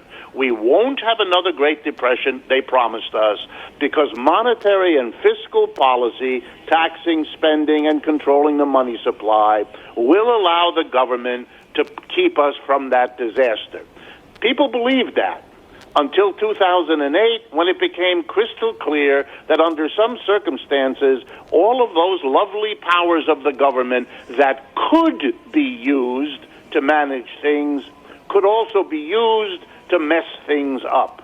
My basic critique of Steve Keen is simply, could the government's use of modern monetary theory, just printing money and using it for the government's needs, and then using the tax collecting function to pull the money out, could that, in some theoretical framework, keep things from exploding? Yes, it could. Will it? I don't think so. Any more than the monetary and fiscal policies that came out of the Great Depression proved themselves able to do it, and for the same reason. The larger political context, the struggle between employers and employees, the struggle between one country and another, the political machinations, not just of odd political characters like Trump, but of the normal, usual kind, not even to mention the ecological issues that I know Steve is concerned about. All of these are going to impose themselves on the government's management, so it is going to either make mistakes, if you want to look at it that way, or it is going to do political tasks even at the cost of economic stability. And I think you're seeing it now clearly with Mr. Trump as he beats down the interest rates to save himself from the recession before the election next year. How far he's going to go, how many international economic disruptions he's going to cause to get himself reelected, nobody knows. But could that screw up the great ideas of modern monetary theory? Sure it could, and that's the difference between what might work and what in the real world of the conflict-ridden capitalism will work. So, Professor Richard Wolff, we're gonna have a hard break here in about 2 minutes. So, to paraphrase or recontextualize what you're saying, if we looked at, for example, Turkey right now, where Erdogan has been pumping the money supply to get himself, popular and reelected, and it's creating a crisis for the Turkish lira. That's your political interference, and arguably for the first time in American history, we're seeing that with Trump explicitly lobbying the Fed. We saw it with the deregulation of the financial system in '99. That was less explicit. Is that what you're saying, basically? That's right, and I think Mr. Trump deserves credit or blame, depending on your point of view, because since he's going a bit further in manipulating trade relations with the tariffs and everything else to get himself popular and to get himself reelected, he is setting a new level, a new standard. It will now be more easy and more likely that Democrats will do that kind of thing because the nature of what counts as acceptable political behavior is being changed here, and precisely in the direction that will not follow the dictates of modern monetary theory because it will be responding to different political, national, international pressures, and that's even before ecological crises enter the picture, forcing governments to do things financially that don't conform to the nice management of the cycle. The big weakness of modern monetary theory is that it's essentially empowering a government which is ultimately corruptible, as we're seeing in Trump. Absolutely, and the irony is the conservatives sometimes pointed out that one of the things that went wrong with the socialist experiments in Russia and so on was when you give that much power to the government, yes, it can do certain interesting things, make economics grow, but it can also abuse that politically, and you have to deal with that and not pretend that that's not a problem. Remarkable. Dr. Richard Wolff, I always learn so much from you. Thank you so much for dropping by. Thank you, Tom. Look forward to the next time. Me too. Dr. Wolff's most recent book is Understanding Marxism. DemocracyWork.info and rdwolf with 2fs.com are his websites. You can tweet him at ProfWolf, ProfWolff. We'll be back with more of the news of the day and your calls right after this. This is the Thom Hartmann Program. We are live from Philadelphia from Netroots Nation. We'll be back in just a moment.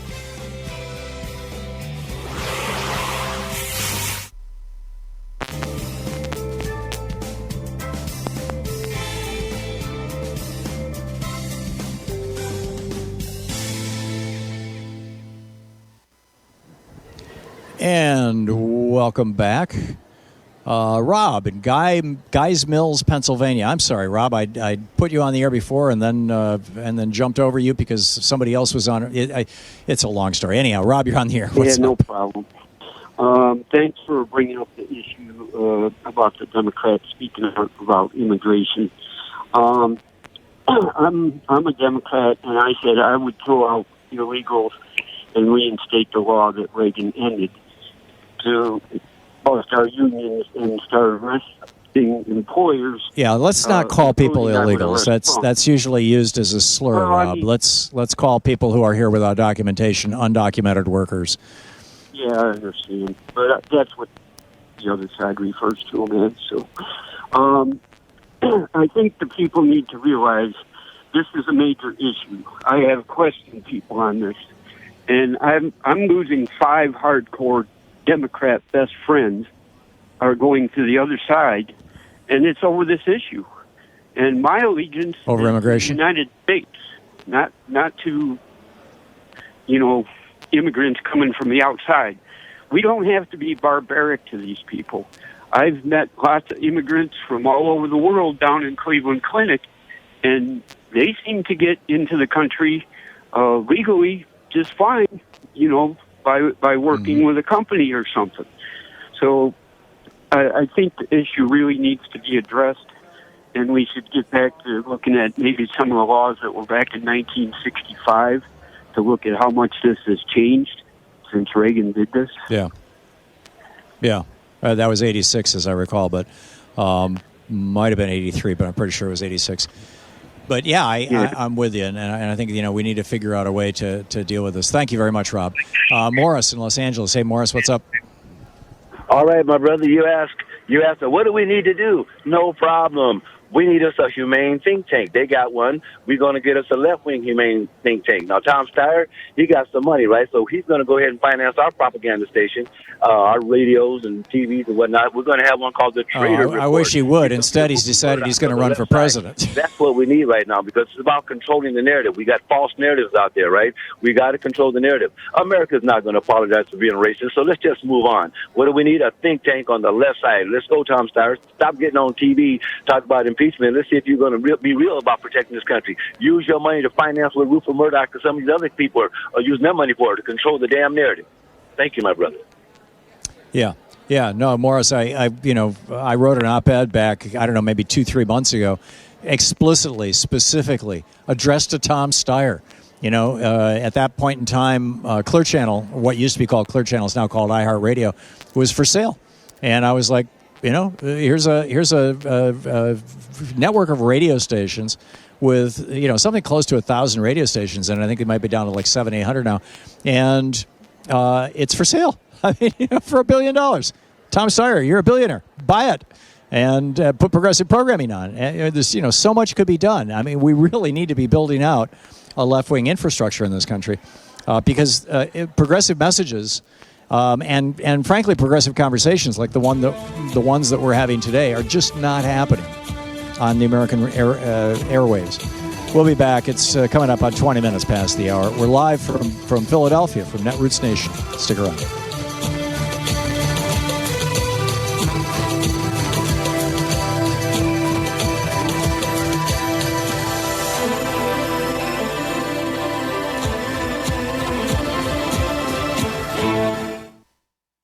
Every day here on the Thom Hartmann Program, Louise and I and our team, Sean, Nate, Shira, Dave, Chase, Sue, Nigel, Ron, we all work to put together the very, very best show we possibly can. And there's an enormous amount of work that goes into the show. And one of the things that comes out of that is a lot of content, a lot of specific information that we go through and we dig out and, we want to share with you. And Sue puts that into our newsletter every week. And I think you will, if you don't already receive our newsletter, it comes in email every day, about an hour after we're off the air, or maybe a couple hours after we're off the air. And Sue goes through and pulls literally every link to every story that we talked about and puts it into the newsletter. It's free. We don't sell a list or anything. You complete safety and security. There's no charge. There's no nothing. Just, plug in your email address over at thomhartmann.com. And you get signed up for the newsletter. It's all fairly obvious. You'll see it on the website. So check it out, thomhartmann.com. Thank you. Want to connect with the show online? You can find the Thom Hartmann Program on Facebook, Twitter, and Instagram.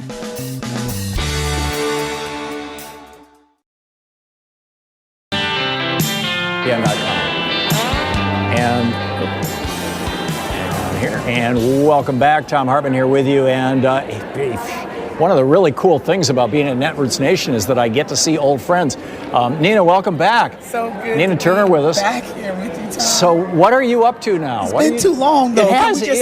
Can we just pause and say? I think the last time we had a good conversation was when you and your husband and Louise and I had dinner together. Yes. And that was like, what, 2 years ago? It's been. Don't tell anybody. Time flies. I mean. I know. It's incredible. I guess that's a good thing because it means we're busy. It does mean. But still, we got to see each other, at least talk or text or something a little more often. How about that? I'm with that. Yeah. So what's up? Well, my life has changed immensely, or maybe it's not so much. I mean, I'm sure you're not surprised that I'm with Senator Bernie Sanders as he runs. And I should add, by the way, for people who might not know who Nina Turner is, you're the former state senator from Ohio. From Ohio. You've been taking names and kicking ass forever. A long time. Hell-raising humanitarian. That's what I want on my tombstone, okay? There you go. That ain't happening no time soon. Pardon my interrupting you. But yeah, no, you're good. But yeah, so, national co-chair, one of the national co-chairs for Senator Bernie Sanders. We're doing it again. I was with him in 2016. I'm back with him again and really proud.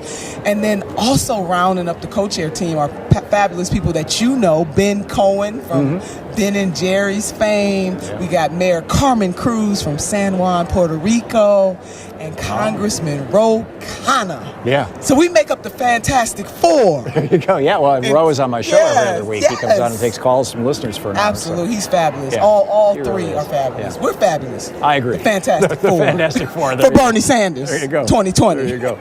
So what is the I know Bernie was on Rachel's show last night, and yes.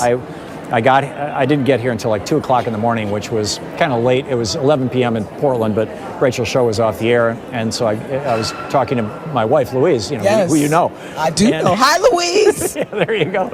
And I said, what happened? And she said, Bernie just absolutely kicked ass. He went on. Now I've used that word twice. That's my obscenity. What, the kick ass? For the week. Okay, I like it. Thank you. But she said Bernie just came on and just did such a great job.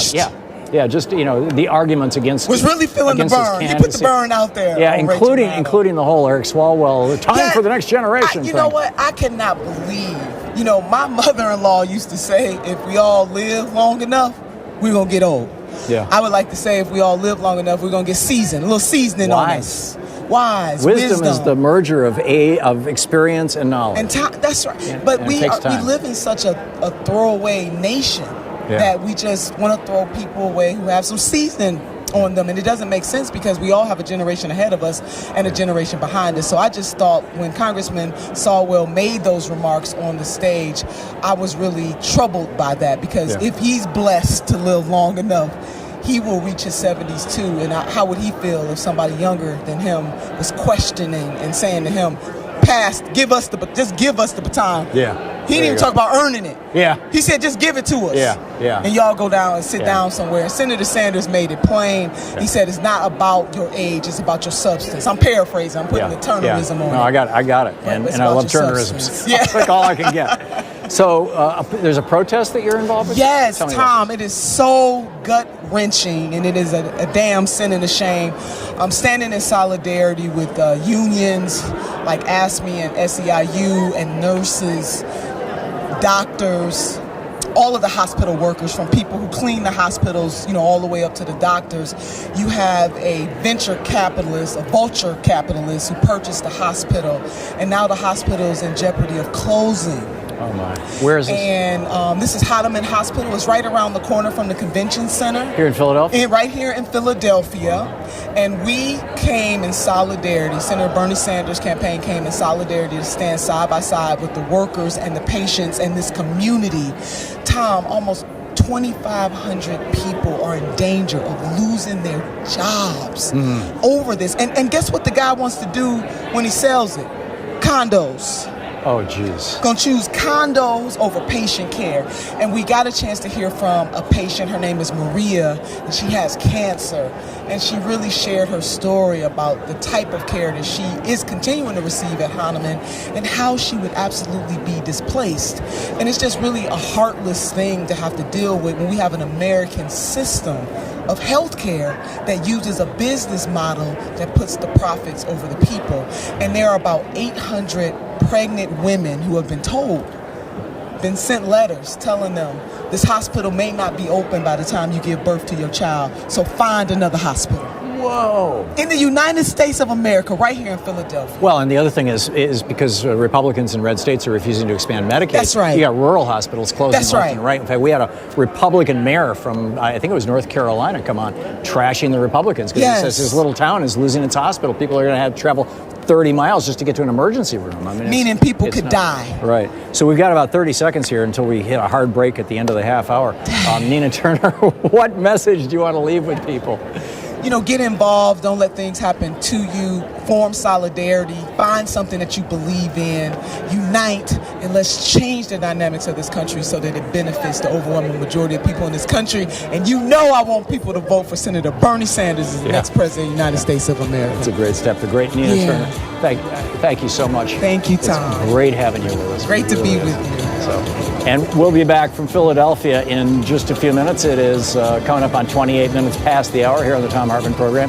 Stick around. We'll be back with more of the news of the day, your calls, and more great guests. Stick around.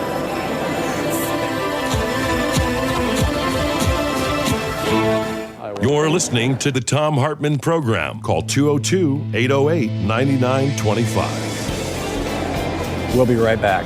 Stick around.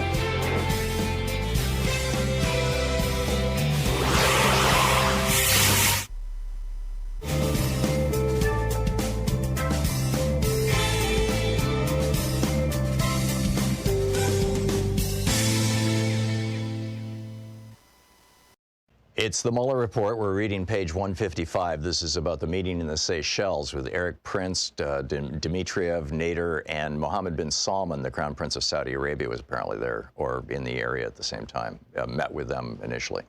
After the brief second meeting concluded, Nader and Dmitriev discussed what had transpired. Dmitriev told Nader that he was disappointed in his meetings with Prince for two reasons.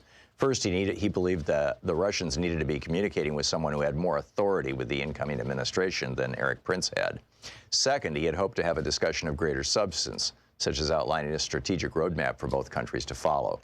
Dmitriev told Nader that, the rest was blocked out by Bill Barr, and then adds, Prince's comments were insulting, and the rest of that is blocked out by Bill Barr. Hours after the second meeting, Prince sent two text messages to Bannon from the Seychelles. As described further below, investigators were unable to obtain the content of these or other messages between Prince and Bannon, and the investigation also did not identify evidence of any further communication between Prince and Dmitriev after their meetings in the Seychelles. Item 3, Eric Prince's meeting with Steve Bannon after the Seychelles trip. After the Seychelles meetings, Prince told Nader that he would inform Bannon about his discussion with Dmitriev and would convey that someone within the Russian power structure was interested in seeking better relations with the incoming administration. On January 12th, 2017, Prince contacted Bannon's personal assistant to set up a meeting for the following week. Several days later, Prince messaged her again asking about Bannon's schedule. Prince said that he met Bannon at Bannon's home upon returning to the United States in mid-January and briefed him about several topics, including his meeting with Dmitriev. Prince told the office, that's the Mueller office, that he explained to Bannon that Dmitriev was the head of a Russian sovereign wealth fund and was interested in improving relations between the United States and Russia. Prince had on his cell phone a screenshot of Dmitriev's Wikipedia page dated January 16, 2017, and Prince told the Mueller office that he likely showed that image to Bannon. Prince also believed he provided Bannon with Dmitriev's contact information. According to Prince, Bannon instructed Prince not to follow up with Dmitriev, and Prince had the impression that the issue was not a priority for Bannon. Prince related that Bannon did not appear angry, just relatively uninterested. Bannon, by contrast, told this office that he never discussed with Prince anything regarding Dmitriev, RDIF, or any meetings with Russian individuals or people associated with Putin. Bannon also stated that Prince mentioned such a meeting, that had Prince mentioned such a meeting, Bannon would have remembered it, and Bannon would have objected to such a meeting having taken place. The conflicting accounts provided by Bannon and Prince could not be independently clarified by reviewing their communications, because neither one was able to produce any of the messages they exchanged in the time period surrounding the Seychelles meeting. Prince's phone contained no text messages prior to March 2017, although provider records indicate that he and Bannon exchanged dozens of messages. Prince denied deleting any messages, but claimed he did not know why there were no messages on his device from before March of 2017. Bannon's devices similarly contained no messages in the relevant time period, and Bannon also stated that he did not know why messages did not appear on his device. Bannon told the office, the Mueller office, that during both the months before and after the Seychelles meeting, he regularly used his personal BlackBerry and personal email for work-related communications, including those with Prince, and he took no steps to preserve those work communications. That, by the way, is a violation of the law that the Republicans are all bent out of shape that they say Hillary violated by deleting emails. D, Kirill Dmitriev's post-election contact with Rick Gerson concerning U.S.-Russia relations. Dmitriev's contacts during the transition period were not limited to those facilitated by Nader. In approximately late November 2016, the UAE National Security Advisor introduced Dmitriev to Rick Gerson, a friend of Jared Kushner, who runs a hedge fund in New York. Gerson stated that he had no formal role in the transition and had no involvement in the Trump campaign, other than the occasional casual discussions about the campaign with Kushner. Turning to page 157. After the election, Gerson assisted the transition by arranging meetings for transition officials with former UK Prime Minister Tony Blair and a UAE delegation led by Crown Prince Mohammed. Oh, Crown Prince Mohammed, I earlier mentioned, I thought he was Saudi. He must be UAE. When Dmitriev and Gerson met, they principally discussed potential joint ventures between Gerson's hedge fund and RDIF. Dmitriev was interested in improved economic cooperation between the United States and Russia and asked Gerson who he should meet with in the incoming administration who would be helpful toward this goal. Gerson replied that he would try to figure out the best way to arrange appropriate introductions, but noted that confidentiality would be required because of the sensitivity of holding such meetings before the new administration took power and before cabinet nominees could be confirmed by the Senate. Gerson said he would ask Kushner and Michael Flynn who the, quote, key person or people were on the topics of reconciliation with Russia, joint security concerns, and economic matters. Dmitriev told Gerson that he had been tasked by Putin to develop and execute a reconciliation plan between the United States and Russia. He noted in a text message to Gerson that if Russia was, quote, approached with respect and willingness to understand our position, we can have major breakthroughs quickly, end quote. Gerson and Dmitriev exchanged ideas in December 2016 about what such a reconciliation plan would include. Gerson told the office that the transition team had not asked him to engage in these discussions with Dmitriev, and that he did so on his own initiative and as a private citizen. On January 9th, 2017, the same day he asked Nader whether meeting Prince would be worthwhile, Dmitriev sent his biography to Gerson. It's the Mueller Report. Want to connect with the show online? You can find the Thom Hartmann Program on Facebook, Twitter, and Instagram.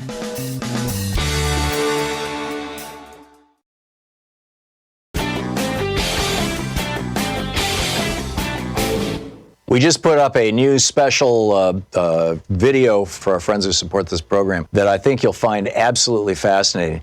A Trump appointee.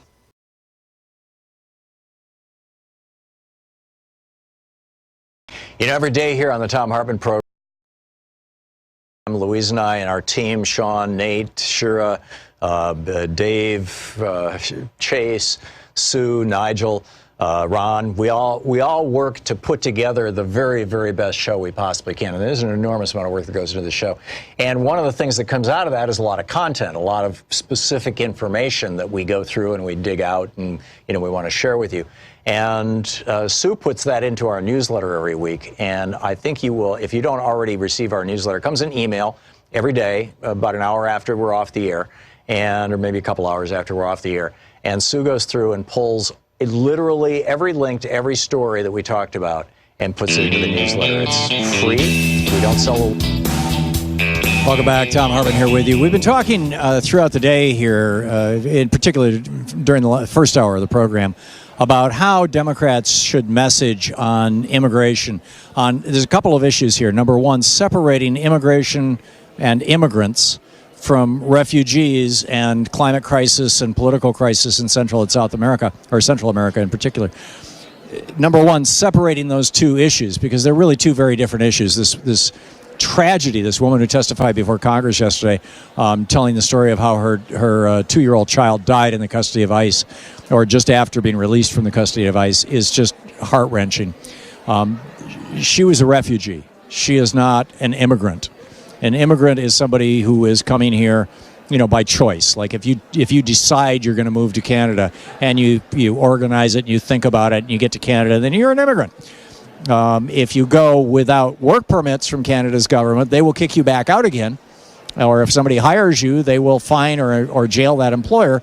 But, then you would be an immigrant without documentation. That doesn't work in Canada. But that's immigration.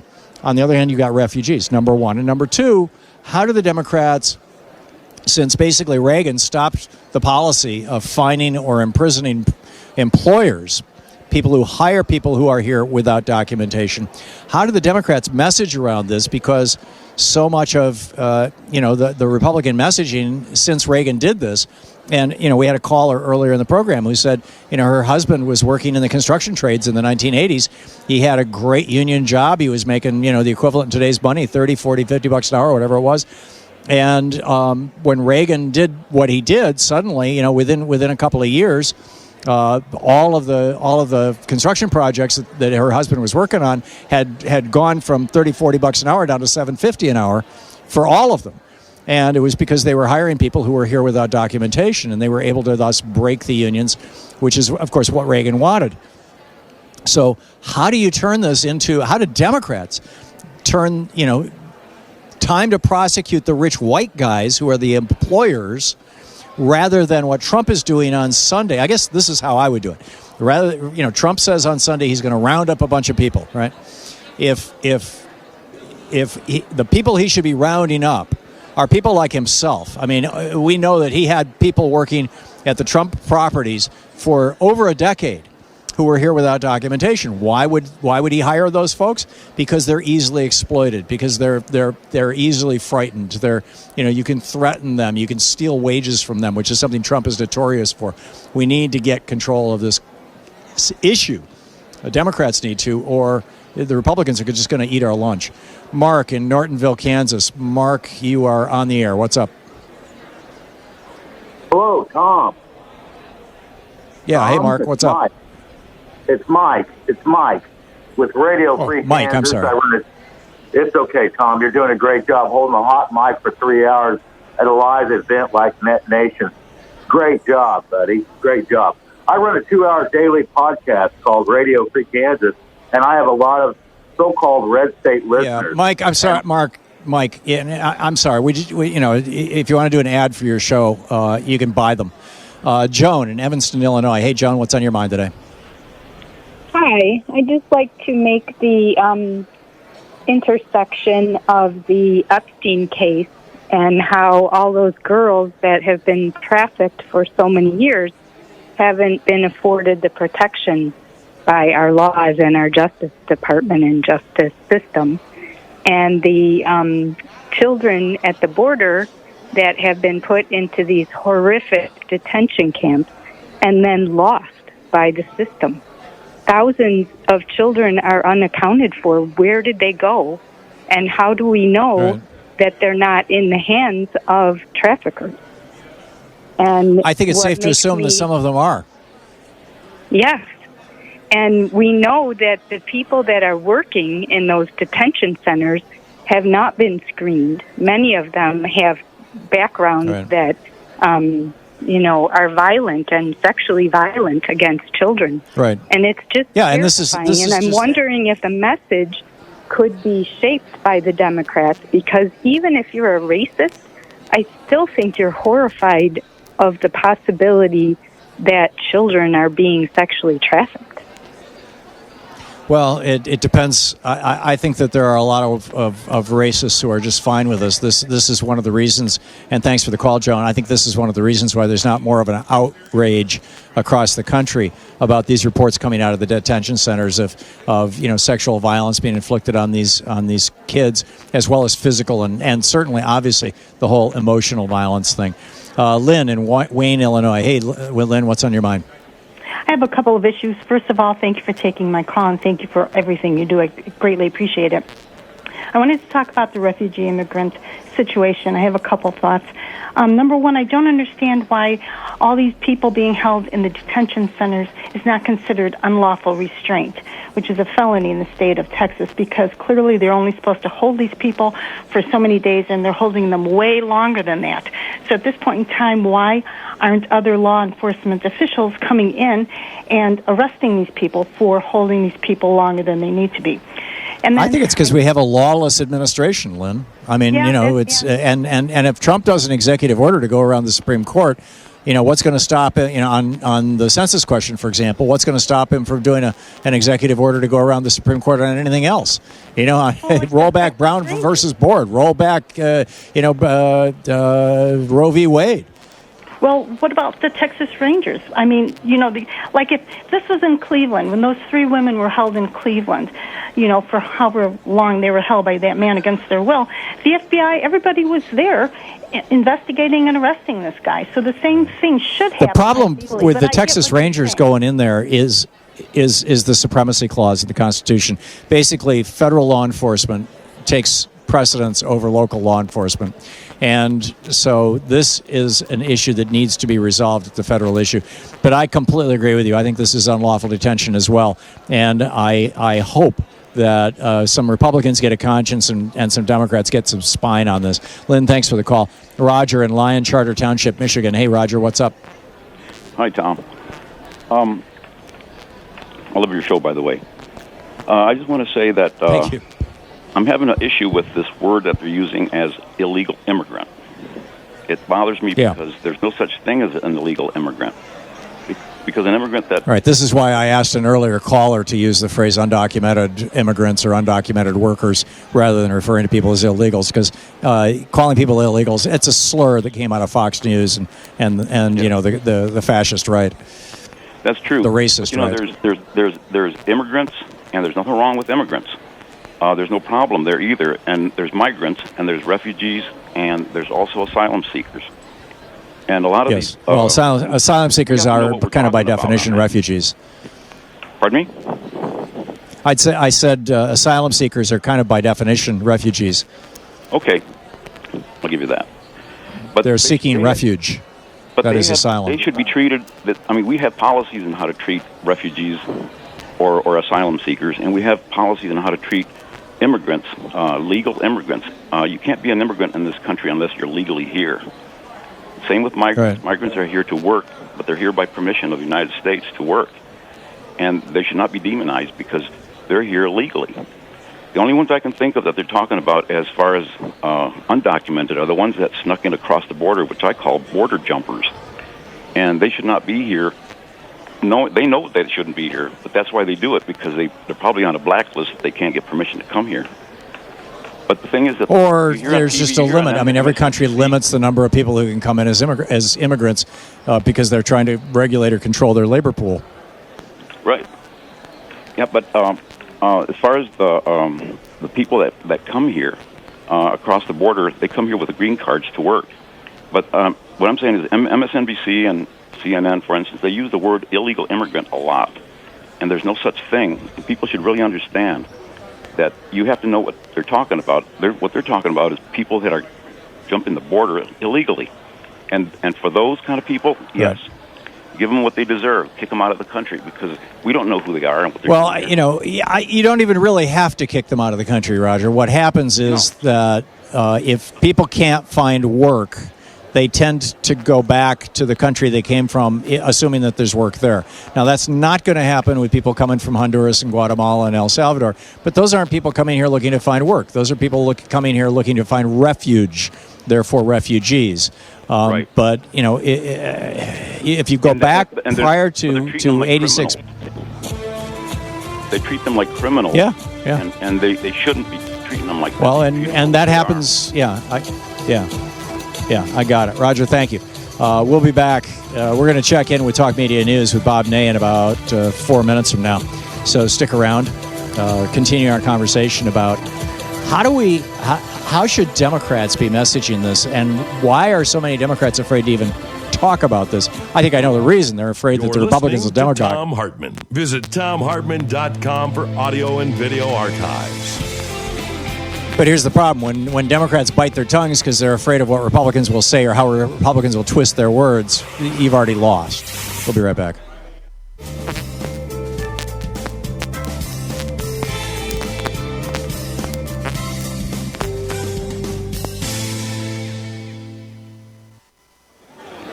And welcome back. Dennis in Scott Valley, California. Hey, Dennis, what's up? Or Scotts Valley. Good morning, Tom. You were talking earlier about the Immigration Reform and Control Act of 1986. One of the provisions that it made was that the unauthorized immigrants, they called them that then, they call them illegals now, that they were all given amnesty. They were all... They had to do some... Not all of them. There was a pretty rigorous process. It was about 5 million. But the point is, my point is that... You had to prove that you'd been in the country for a certain period of time and all these other things, you know. But your point, Dennis, I'm sorry. They had a bunch of them. But the main issue of it was that if someone came in illegally and you hired them, you got fined. You got fined a possible jail term. I was an employer at that time, and I had to get rid of one of my employees because the limit was 3. And so the Simpson-Mazzoli bill was a wonderful bill, but we didn't enforce it. Neither party made any kind of effort to enforce the law. And that's the problem in our country today. Reagan actually explicitly stopped enforcing it in 86, and then no president after Reagan started enforcing. And I would say, Obama made kind of a weak tea effort. Go ahead. No. In 1987, President Reagan used his executive authority to legalize the status of all the minor children. He went on beyond that. And any child living under 18 that were living with 2 parents in a household was legalized. So if we just stuck with the actual real thing that he passed instead of ignoring it and letting employers get away with what they're getting away with, we would have been much better off in this day and age. Thanks for your time, Tom. I love your show. I agree. And okay, Dennis, thank you very much. It's good to hear from you. And frankly, it's not. Let's pick up one more call here before we run out of time here. Marion in Los Angeles. Hey, Marion, what's up? Got about a minute to the break. Hello. Hello. Hey, Marion, you're on the air. Can you hear me? Hello. Yes, there's a 1-second delay, so every time we try and talk to each other, it's going to burn through your time. Okay, this is Marion, and I'm calling from Los Angeles. And I'm just adding to the Becerra program, or the issues of the Becerros. That was actually started in 1942, and it was part of the resolution for the California farmers with their farm worker problem, which my parents were farm workers at the time. 3/4 of those in internment camps were in internment camps. Hello? Yeah, I'm listening. Okay, and so they were. It was a way to appease or to solve the solution in California with the farm labor problem, with picking the crop. Right, because so many of the men had gone off to war.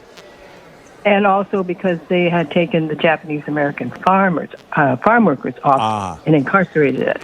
Right. That was the reason for it. The reason, because the California farmers were behind the incarceration, and so in order to appease the farmers, they developed the Becero program. Oh, that's interesting. So the California farmers were saying, we want to steal the land of the Japanese, and then when they did, we need more cheap labor, and so they did the Becero program. Marion, I'm sorry we're out of time, but thank you very much for sharing that. That's fascinating.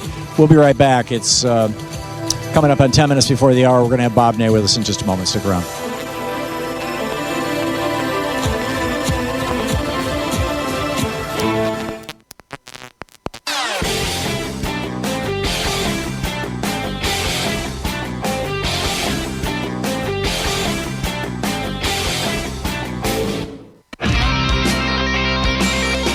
Welcome back. I'm live from Philadelphia from the Netroots Nation Convention, and on the line with us is Bob Ney, former Ohio Congressman, author of Sideswiped. This is a report brought to you by GoatsForTheOldGoat.com and Loving What You Do, Alan Ratner's new book. Bob, what's in the news today? Well, Tom, we've got a couple of news items. Before we go there, I did want to mention, because I love listening before I come on the show, in 1986 with the Immigration Reform Act, in 1987, Reagan actually did an executive action, and it addressed, which was not addressed in the bill, the status of children of undocumented immigrants who were eligible for amnesty program, if the parents were, and he used his executive authority to legalize the status of minor children of parents that were granted amnesty. It affected 100,000 families. I wanted to mention that. Well, that's actually something I would support. I mean, that's a humane thing, and somehow Republicans have forgotten that what Reagan did in 1986. On the other hand, the other part of it was that Reagan stopped enforcing the law against hiring people here without documentation in '86, and that broke the back of the construction unions. It broke the back of the meat packing unions, etc. Yes, giveth on one hand and taketh on the other. Is what happened with that. Yeah. Speaking of immigration, the House Judiciary Committee this afternoon approved a resolution. It's to authorize subpoenas for documents and testimony from former and current, it's pretty broad, Tom, former and current White House officials, and it's part of the investigation of the zero-tolerance immigration policies is what they want to do.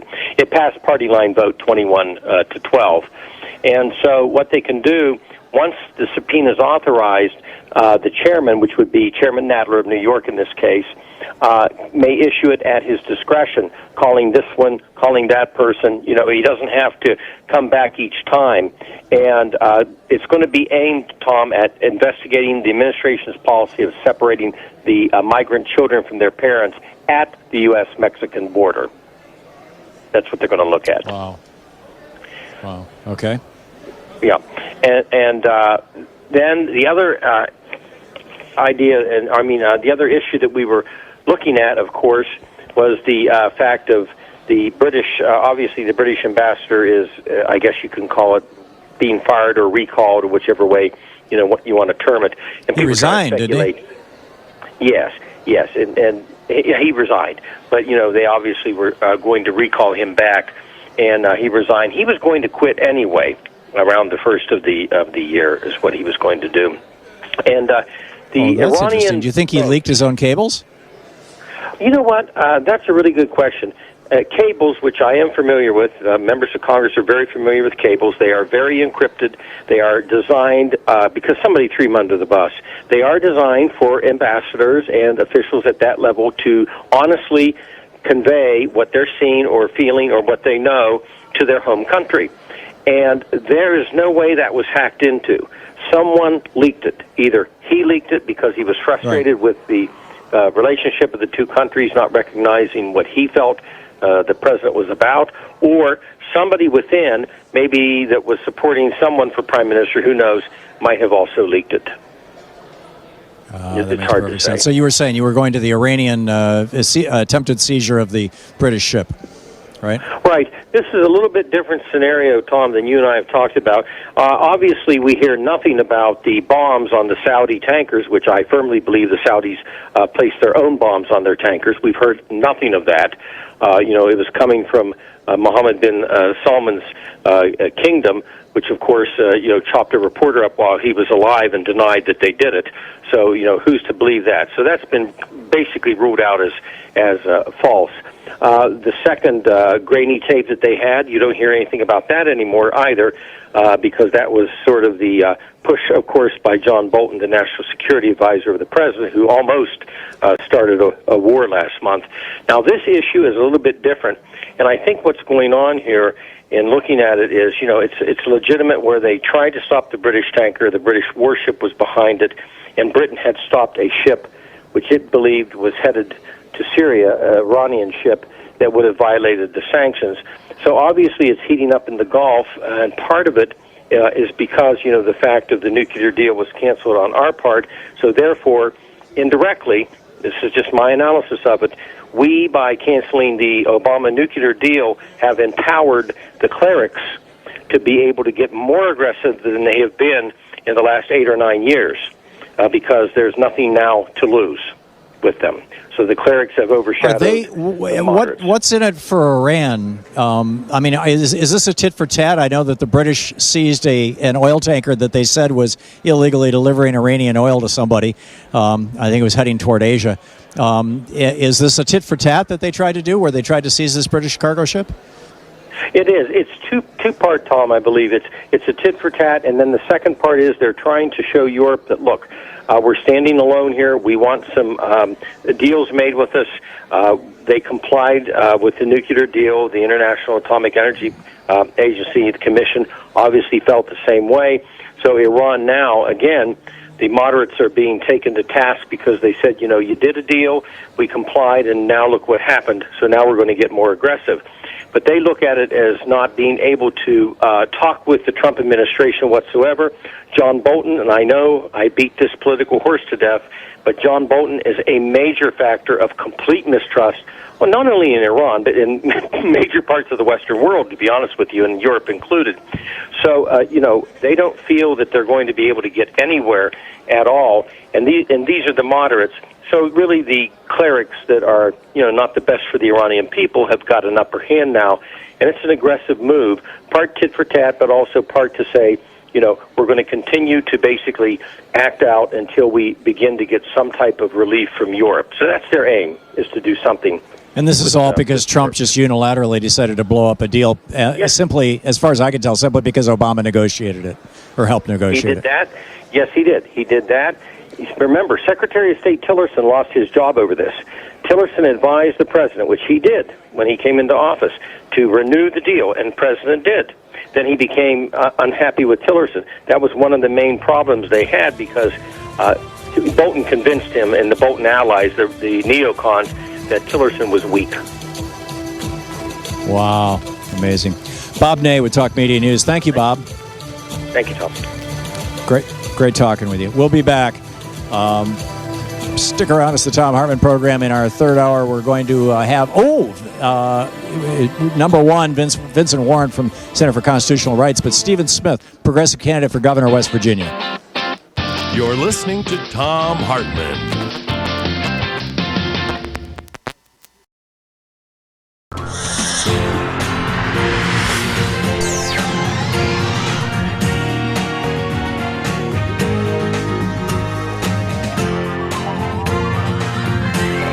We say fight back!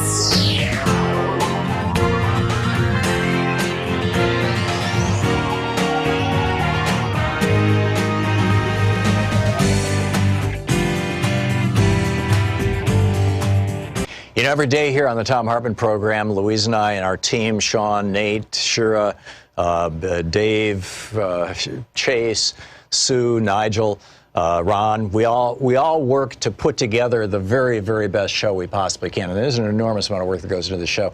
And one of the things that comes out of that is a lot of content, a lot of specific information that we go through and we dig out and, you know, we want to share with you.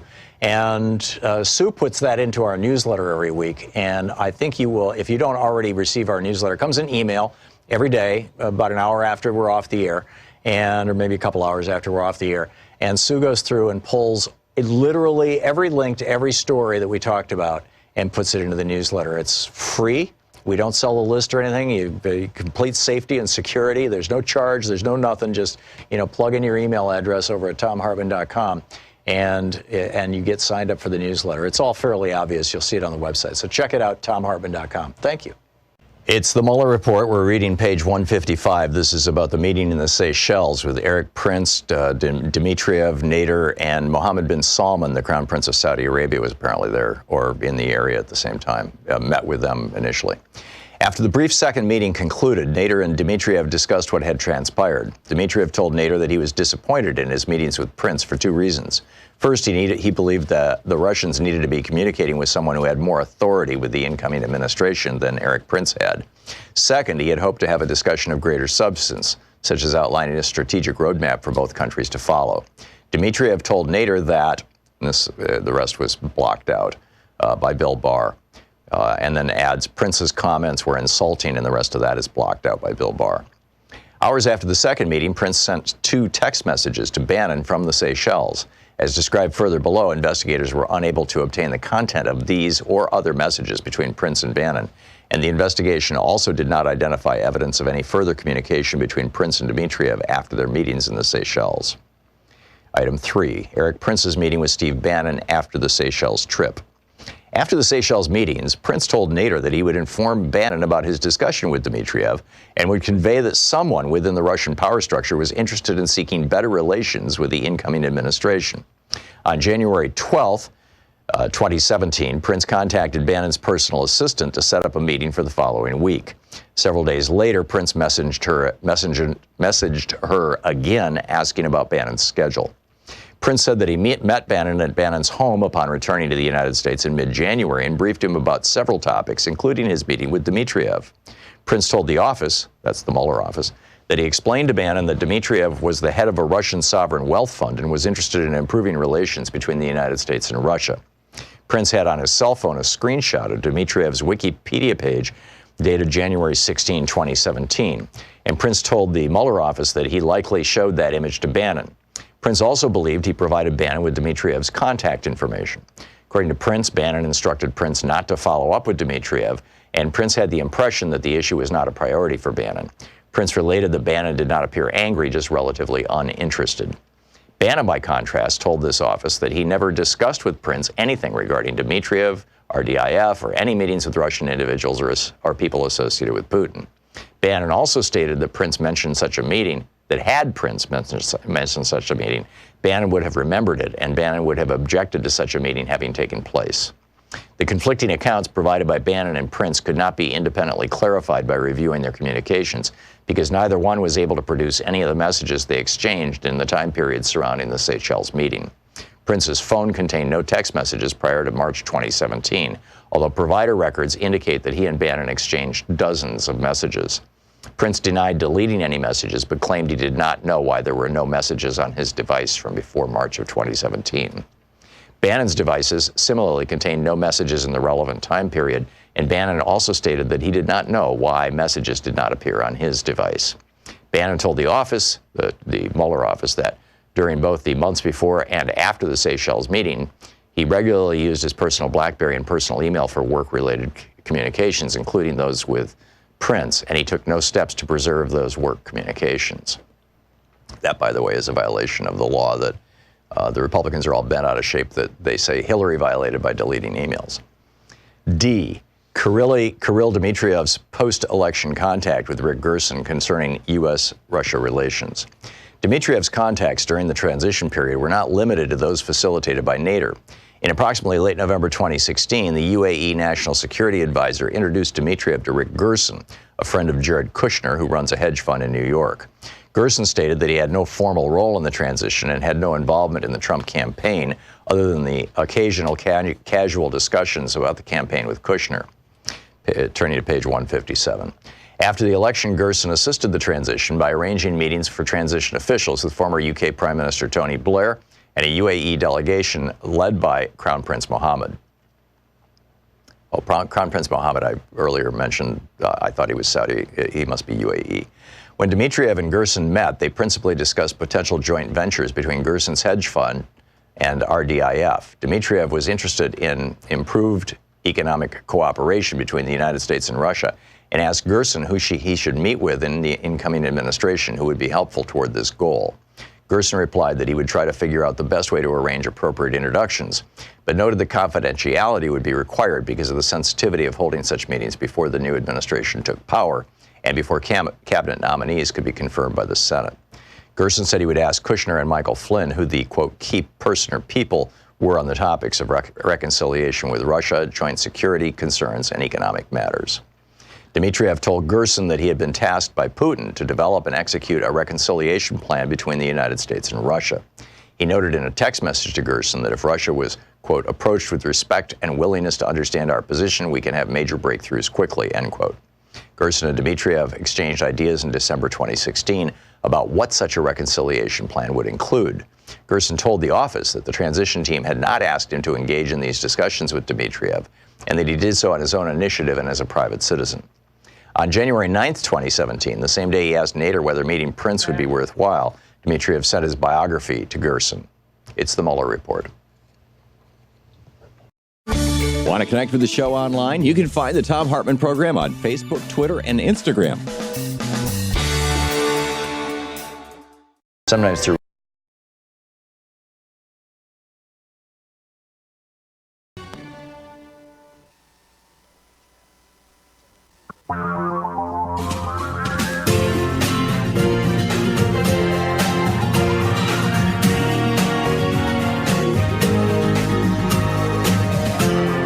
This is the Thom Hartmann Program.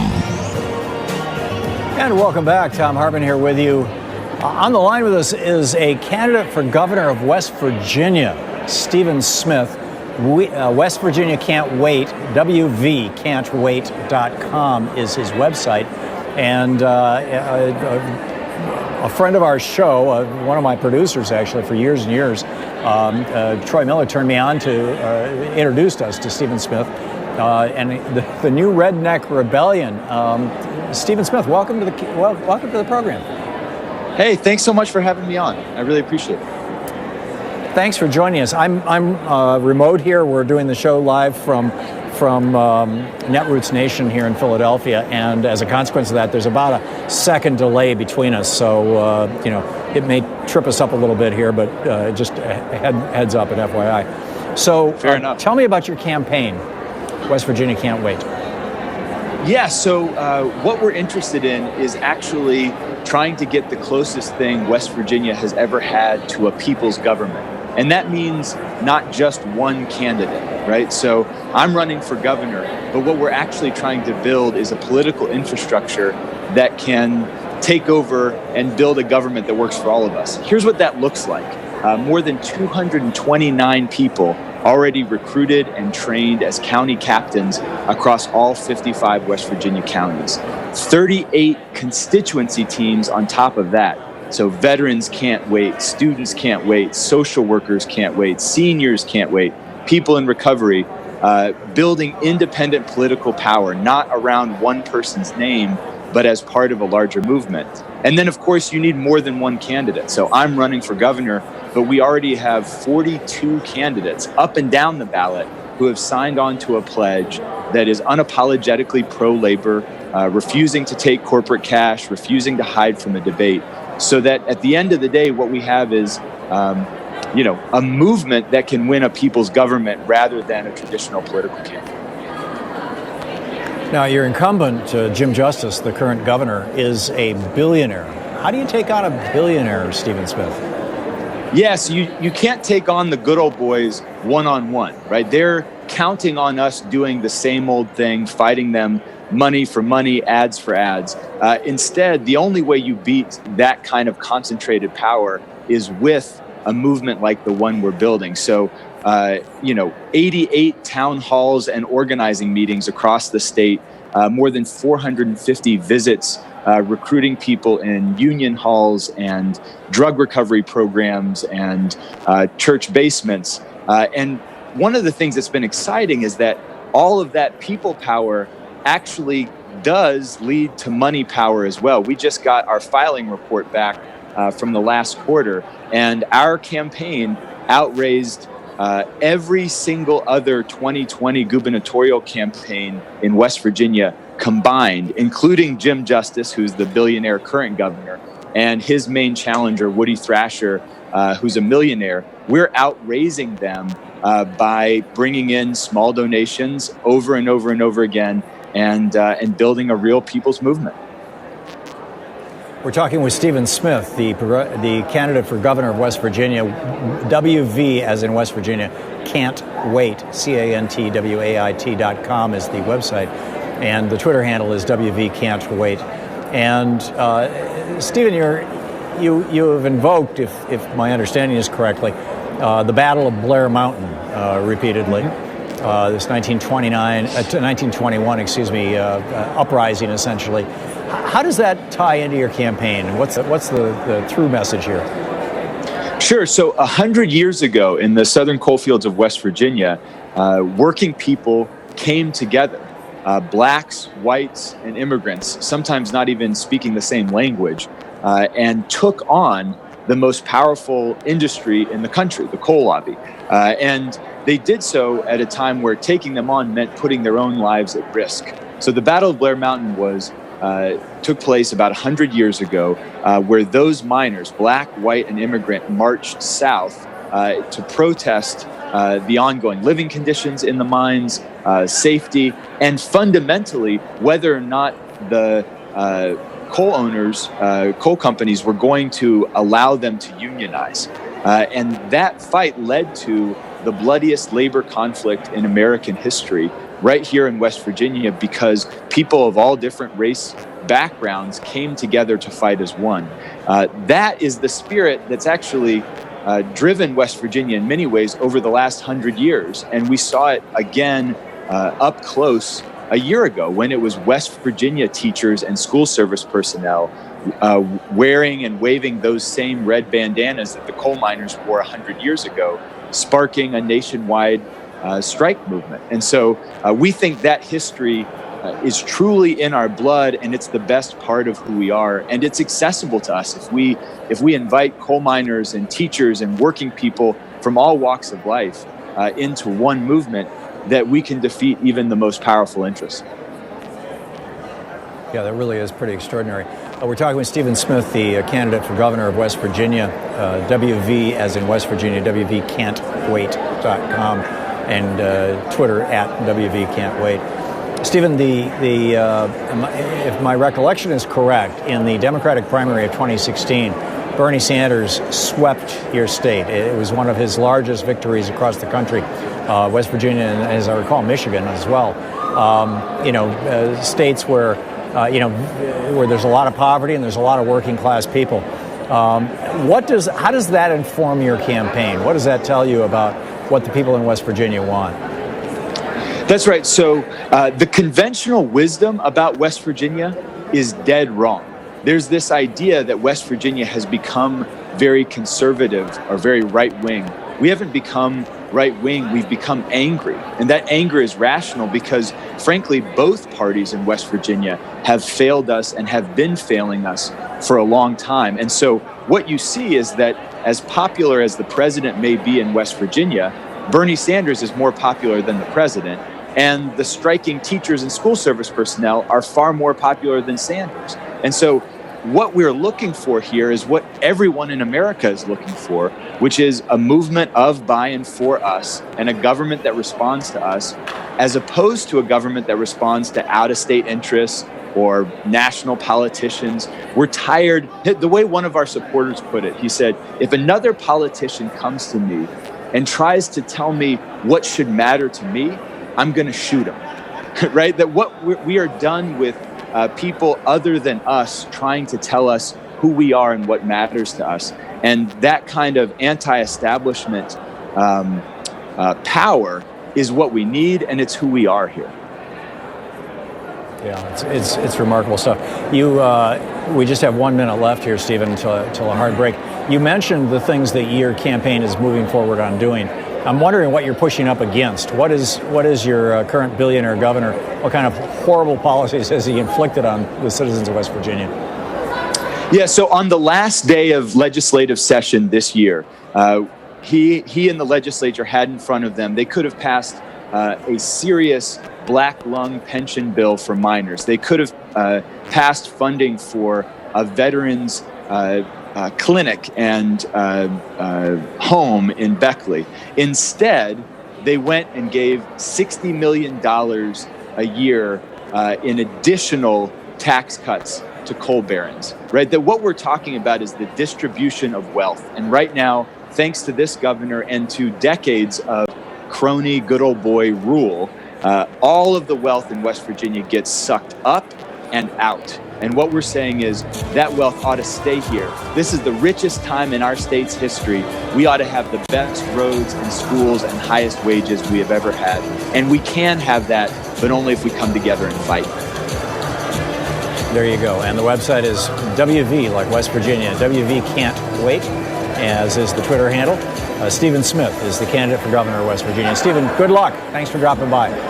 Thanks so much for having me on.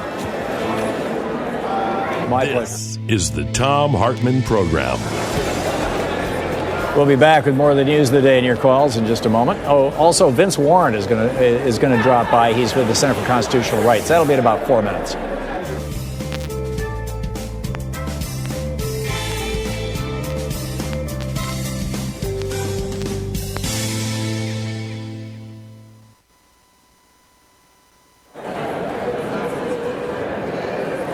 And welcome back.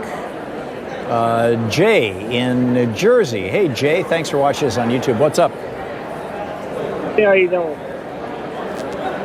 I just want to say, I'm fine. Great job for doing what you're doing. And I think we should lock up all the employers who are illegals. And my main concern is China. What should we do about China? Like, China is killing our democracy. China is also helping Iran. China is the manufacturer. What should we do about Xi Jinping? Well, TPP we're not a participant in. China basically, these neoliberal trade policies have destroyed American manufacturing. It's really that simple. They've been embraced by both parties for the better part of 30, 40 years. And, weirdly enough, most of the opposition to these so-called free trade policies, and frankly, for that matter, to China joining the World Trade Organization, that opposition came from progressive Democrats. And this is something Bernie Sanders has campaigned on for years, is, no more American jobs being offshore to China, among other places. And, we used to have policies, we used to have trade policies, we used to have tariff policies that made it very difficult to offshore jobs. And that all got changed during the Reagan, Bush, Clinton, and Bush administrations, and didn't get unchanged during the during the Obama administration. And right now, Trump is out there saying, "I'm going to be the guy who's changing this." And he's doing it in a half-assed way, but he's got the right message. He's got a message that will win elections. And in fact, I think it helped him win the election. And it's the same message that Bernie Sanders had. And the message was the same. The way that it's being done was very, very different. So this is a major issue, Jay. Did I answer your question? Yeah, you did. What about the J.P. Morgan ship got caught in Philadelphia of bringing $1.2 or $1.3 billion worth of drugs into our country? That Trump also giving $3.7 billion worth of tax cuts this year alone. $3.7 billion. what Did you should say we do trucks? about those corporations. Right. Did you say trucks? You're. Can you hear me? I'm sorry, Jay. I can sort of hear you, but I can't tell what you're saying. It's okay. JPMorgan.com in Philadelphia, right. Bringing in $1.2-1.3 billion worth of drugs. Trump worth of drugs? DRUGS? Drugs, yeah, drugs, cocaine, yeah. Cocaine was brought into the Philly port. Yeah, I don't know about that, ship. and I'd be I'd be very wary of that. I'm sorry, I just don't know that. Sean, we have a minute, right? Oh, I got 10 seconds. Okay, that's not fair to put a mirror on then. I'm sorry. I really couldn't understand what the last caller was saying there for the last 10, 15 seconds. So we'll be right back. Stick around.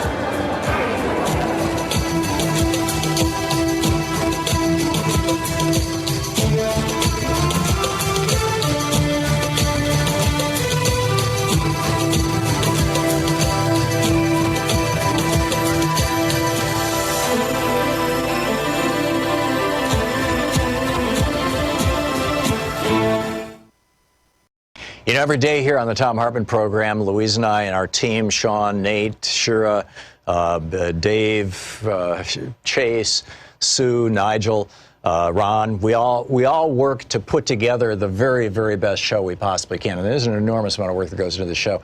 And one of the things that comes out of that is a lot of content, a lot of specific information that we go through and we dig out and we want to share with you. And Sue puts that into our newsletter every week. And I think you will, if you don't already receive our newsletter, it comes in email every day, about an hour after we're off the air, or maybe a couple hours after we're off the air. And Sue goes through and pulls literally every link to every story that we talked about and puts it into the newsletter. It's free.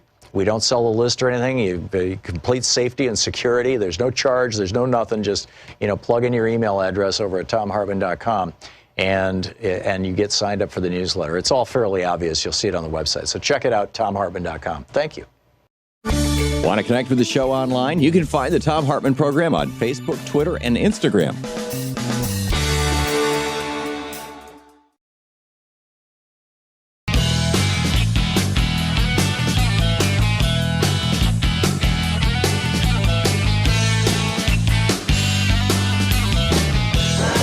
And welcome back. Let me make sure that my mic is working so that I can give Vincent his microphone. Vincent Warren is with us. He's the executive director of the Center for Constitutional Rights. Now, Michael Ratner started this and was a friend of mine, and his sister Ellen has been a dear friend of mine for decades. And I really haven't kind of caught up with what's been going on since he passed away. Yeah, it's great to be on the show, Tom. Thanks so much. And yeah, Michael passed away in 2016, and I know you know this, but for people that don't know this, really one of the premier human rights lawyers of our time. Oh, he's the guy who 3 times took the Bush administration to court in the Hamdan case, and I forget the names of the other 2. Yes, and said, torture is not acceptable, and what Bush was up to, and won. Yes, we the Center for Constitutional Rights and Michael were the first people to represent the Guantanamo detainees. We had 3 Supreme Court cases that we won.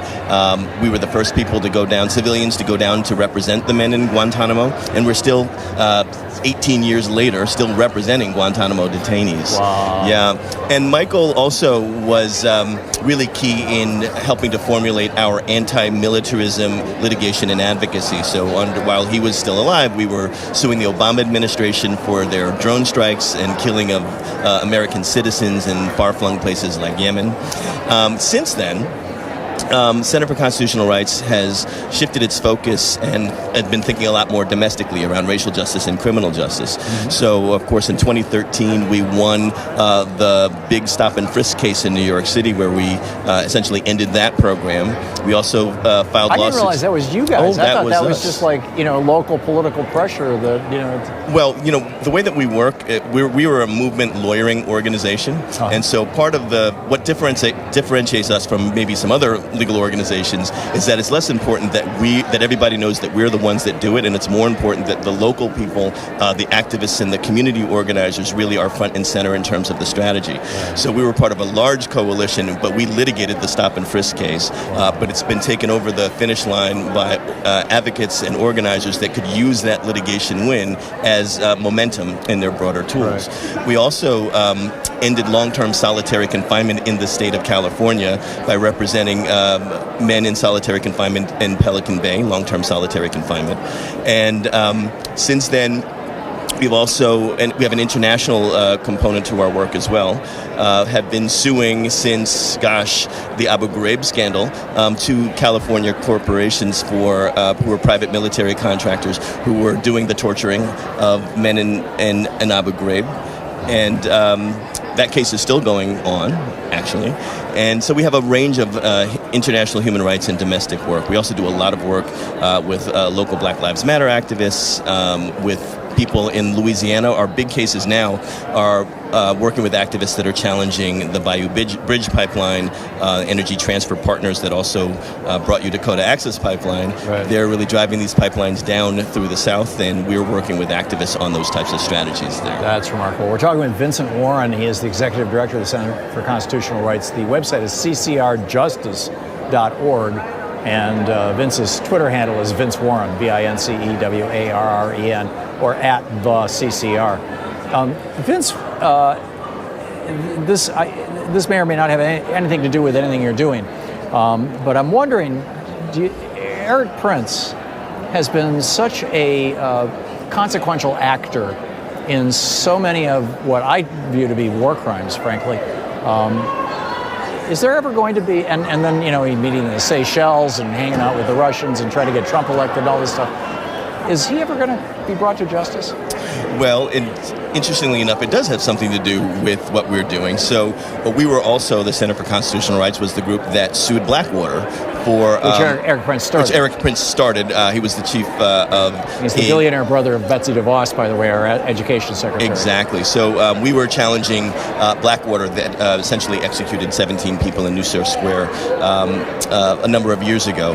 But he has largely come back into the public eye, just like you said. He is very much implicated in all of the Russian dealings. And you will also recall that there was a point when he was trying to make a pitch publicly to the Trump administration as to how he should be the company or that takes over the privatization of the military in the United States. He was making a big pitch. People have a lot I'm concerned about. He's making that pitch now in the Middle East. He's making that pitch to the UAE and those countries in that region. In fact, he lives there now, doesn't he? I'm not sure where he lives, but I know he's been all over the place. And so I wasn't surprised. I was shocked but not surprised to see him pop up in places like Seychelles. And he is working, seems to be, with all of these other different regimes to try to essentially create a private mercenary army that works under the behest of state government. Shades of Blade Runner. I mean, this is dystopian stuff. We have about a minute left. We're talking with Vince Warren, the Executive Director of the Center for Constitutional Rights. What's the main we just have 10 seconds. The main message you want people to know about what you're doing? We work with social movements, and we work as litigation and advocacy folks to be able to advance the movement goals. Sometimes lawyers can take the wind out of a movement. Sometimes it can propel the movement through litigation. We try to propel movement work through litigation. That's great. I thought I had 10 seconds, but I'm not hearing the music yet, so apparently that's great. The website is ccrjustice.org. Vince, you can tweet at Vince Warren or at the CCR. And you're listening to the Thom Hartmann Program. Call 202-808-9925. Vince, thanks a lot for being with us today. Thanks, Tom. Great having you. Appreciate it. That was great. Thank you.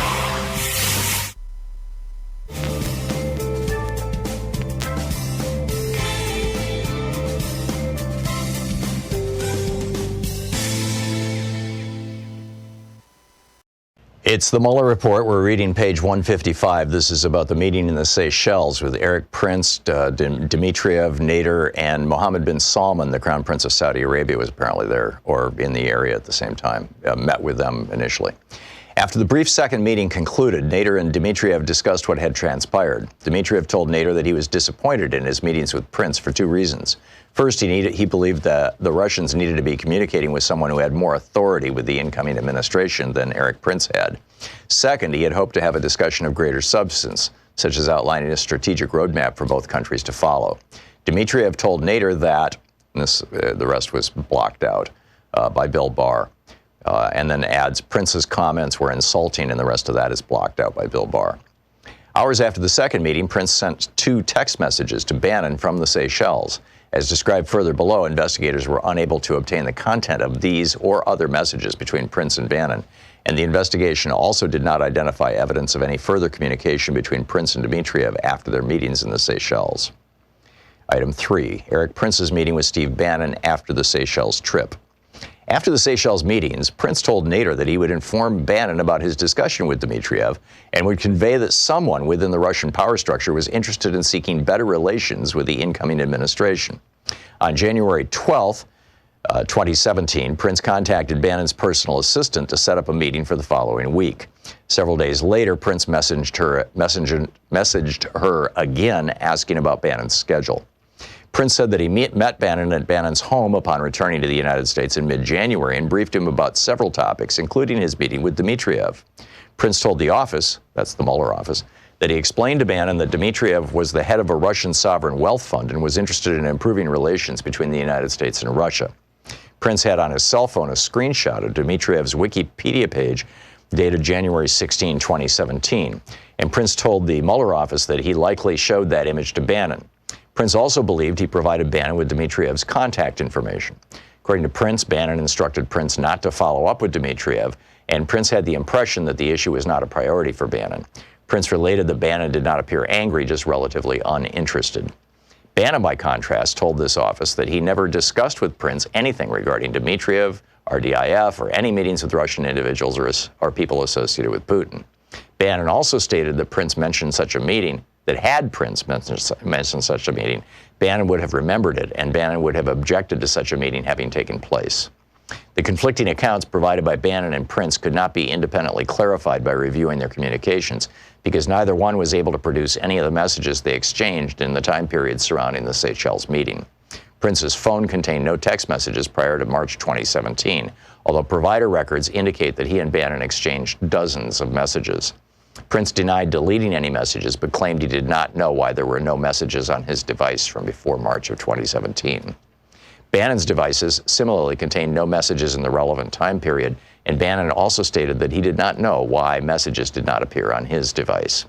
Bannon told the office, the Mueller office, that during both the months before and after the Seychelles meeting, he regularly used his personal BlackBerry and personal email for work-related communications, including those with Prince, and he took no steps to preserve those work communications. That, by the way, is a violation of the law that the Republicans are all bent out of shape that they say Hillary violated by deleting emails. D, Kirill Dmitriev's post-election contact with Rick Gerson concerning U.S.-Russia relations. Dmitriev's contacts during the transition period were not limited to those facilitated by Nader. In approximately late November 2016, the UAE National Security Advisor introduced Dmitriev to Rick Gerson, a friend of Jared Kushner, who runs a hedge fund in New York.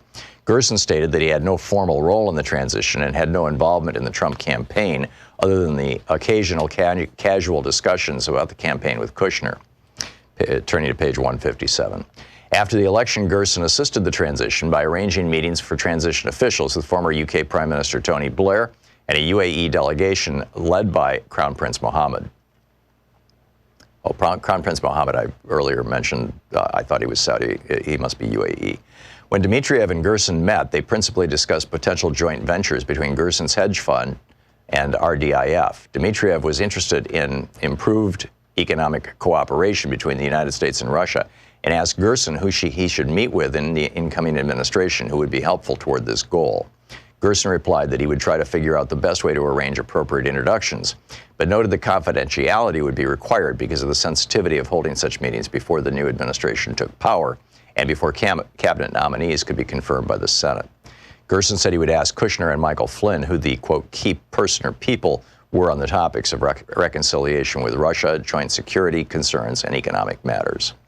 Dmitriev told Gerson that he had been tasked by Putin to develop and execute a reconciliation plan between the United States and Russia. He noted in a text message to Gerson that if Russia was, quote, approached with respect and willingness to understand our position, we can have major breakthroughs quickly, end quote. Gerson and Dmitriev exchanged ideas in December 2016 about what such a reconciliation plan would include. Gerson told the office that the transition team had not asked him to engage in these discussions with Dmitriev, and that he did so on his own initiative and as a private citizen. On January 9th, 2017, the same day he asked Nader whether meeting Prince would be worthwhile, Dmitriev sent his biography to Gerson. It's the Mueller Report. Want to connect with the show online? You can find the Thom Hartmann Program on Facebook, Twitter, and Instagram.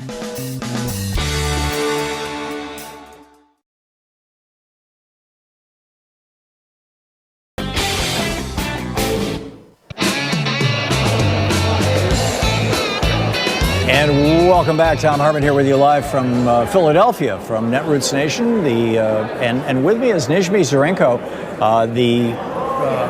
I don't have a title for you with the Pennsylvania Poor People's Campaign. Co-chair. Co-chair, cool. PoorPeoplesCampaign.org. Is that the National Poor People's Campaign? That is. That's the national Pennsylvania site. website? There is. It's PAPoorPeoplesCampaign.org. Yeah, PA Poor People's Campaign. Yes. So tell me about let's start at the national level. Sure. What is the Poor People's Campaign? Where did it come from? And what's it been doing recently? Great. Sure. Thanks for having me. So the national campaign, first of all, I always say that there was a campaign in 68 as well, right? There was the original Poor People's Campaign of 1968. It was the last thing that Martin Luther King did before he died, before he was assassinated. We definitely believe it's one of the reasons he was assassinated, because he went from looking at racism to looking at racism, poverty, and militarism all together, which challenged the fundamental structure of our society, our political system, and our economy. And he kind of made this pivot from civil rights to human rights.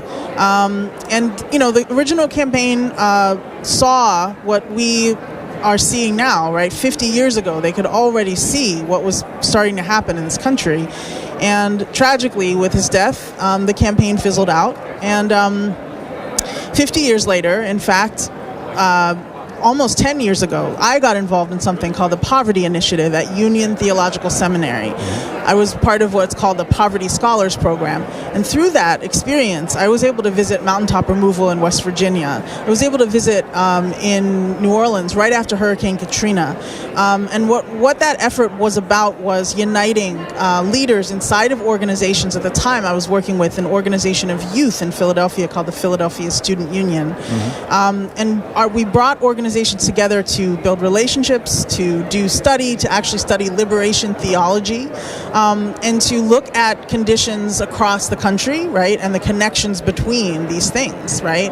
And so there was a 10-year process of building and uniting those leaders that developed into the Kairos Center, which is now one of the national co-coordinating organizations of the campaign, along with Repairers of the Breach, which is Reverend Barber's organization, and the 10-year process of building Moral Mondays. So when people ask me about the campaign, I always like to say that it was actually 10 years in the lead up, both from Reverend Barber and Moral Mondays, and also from the Poverty Initiative, now the Kairos Center, in kind of building up and then joining together to reignite the campaign. But we called for reigniting the campaign almost 10 years ago. Wow. Is there a Poor People's Campaign at every state? There's a Poor People's Campaign right now in about 40 states in the District of Columbia. We're not in every state. We certainly want to be. I mean, we're in Alaska. I think that's pretty impressive. Actually, Alaska just did a pretty amazing action in their state house. But we've got a lot of states, a lot of energy, and there's coordinating committees at the state level in 40 states and then also in Washington, D.C. So tell me about the Pennsylvania Poor People's Campaign, which you're the associate. I'm a co-chair of the campaign in Pennsylvania, and I'm also a member of the National Steering Committee. So we just came from a panel right here at Netroots Nation with members of the Poor People's Campaign in Pennsylvania from our coordinating committee. And in Pennsylvania, we have a committee that's made up of organizations. So we have the Coalition to Abolish Death by Incarceration, which is a group of directly impacted family members whose families are facing life without parole, because that's what we have here in Pennsylvania. You can be sentenced to essentially die in prison, even though you're not given a death sentence, right? So you can, So it's life without parole. life without parole. It's essentially a death sentence. In fact, there are some who would argue that it's more punitive than a death sentence, although I don't, the whole death sentence thing, let's not go there. But right. I mean, we're splitting hairs, right? I mean, it's, this is the system that we live in. So the Coalition to Abolish Death by Incarceration, we had a member on the panel from the Movement of Immigrant Leaders in Pennsylvania, which is an immigrant rights organization. We had someone on the panel from Anthracite Unite, which is an organization that is active in the coal regions of northeast Pennsylvania. And so what we examined and what we showed is that in Pennsylvania we have these strong, many of them statewide organizations that have come together around the Poor People's Campaign, and they're working on different fronts of struggle. The Poor People's Campaign in itself is not a new organization, but what we do is we're uniting across all of those issues and all of those fronts of struggle. And we're showing the connections between them. Right. And so example I'll give is that in the same week, a couple of months ago during the budget season, there was an announcement that Governor Wolf, our governor, made saying that he intended to raise the minimum wage. The same week he said he was going to cut general assistance, which is a welfare program for very, very poor people.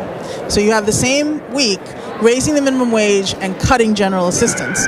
Now, what the powers that be, I know it doesn't seem to make sense, right? Well, the rationale is that state politics, and they're responding to their right, and so pressures on them. And so what normally happens is that the powers that be kind of think that, well, those are different constituency groups, right? So there's going to be folks that are going to fight back around general assistance, and there's going to be folks that are going to come out and applaud us for raising the minimum wage, and they're two different people, and they're not going to be collaborating, and they're not going to be working together. But because of the Poor People's Campaign, we were able to actually connect the dots between general assistance and the minimum wage and say that these aren't two separate issues, right? Social welfare programs are the floor underneath of wages. There's a connection between the two things. So if you have no floor underneath wages, then folks can actually depress wages as low as they'll go. And so these aren't two different constituency groups. The same people and the same families need a raise in the minimum wage, and the same family someone in that family needs general assistance. So through that, it's like if the Poor People's Campaign wasn't there would never have been anyone really talking about the connection between those two issues, and not letting politicians off the hook for either one, and not saying, yeah, well, we're going to praise you over here, and then, this other group of people is going to fight around over here, but we're actually all going to work together. Right. It's comprehensive, multifaceted, multidimensional. Right. To what extent do you find individuals being willing or unwilling to identify themselves as poor people? So we just had this conversation, and so, we know that poor is a four-letter word, right? It's in this a pejorative. Country. It's definitely a pejorative word.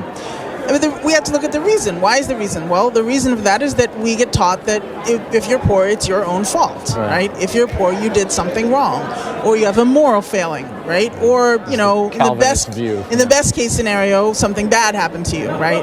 But for the most part, it's seen as an individual problem, an individual moral failing. And we are part of what we're trying to do in this campaign, and what we need to do if we're going to build a mass movement to end poverty is that we need to understand that poverty is actually produced by the system, right? The economic system needs poverty to exist, right? That we live in. And so therefore, being poor is not a crime and it's not a bad thing. It's literally a product of the system. The system creates poverty, not individual people, right? And so then, if we understand that fundamentally, then poor is just a condition that we're forced to live in. It's not something that we created, and it's not something that we are on the hook for. Yeah. Has that word been racialized? It seems like the right has used poor interchangeably with black, when in fact there's more poor people, I think, white people in the United States, although, they're a larger proportion of the population. But. Yeah, I think, and not even the right. I mean, I think if you look at welfare reform, right, that happened under President Clinton, the image of a welfare queen during that time, certainly was mobilized by the right, but the fact of cutting welfare, right. was done under Democrats, and it's absolutely been racialized, and it's used racial. The racial element is constantly used to hurt all poor people, right? And so, yes, we have a deep history of racism and white supremacy in this country. And again, what we're doing in the Poor People's Campaign is lifting up how that is actually a tactic, right? It's a divide and conquer tactic to hurt all poor people across the board using race, and disproportionately hurting people of color. Right, and we started with Martin Luther King, in the original Poor People's Campaign. By the way, we're talking with Nijmi Zirinko, the associate co-chair of the Pennsylvania Poor People's Campaign.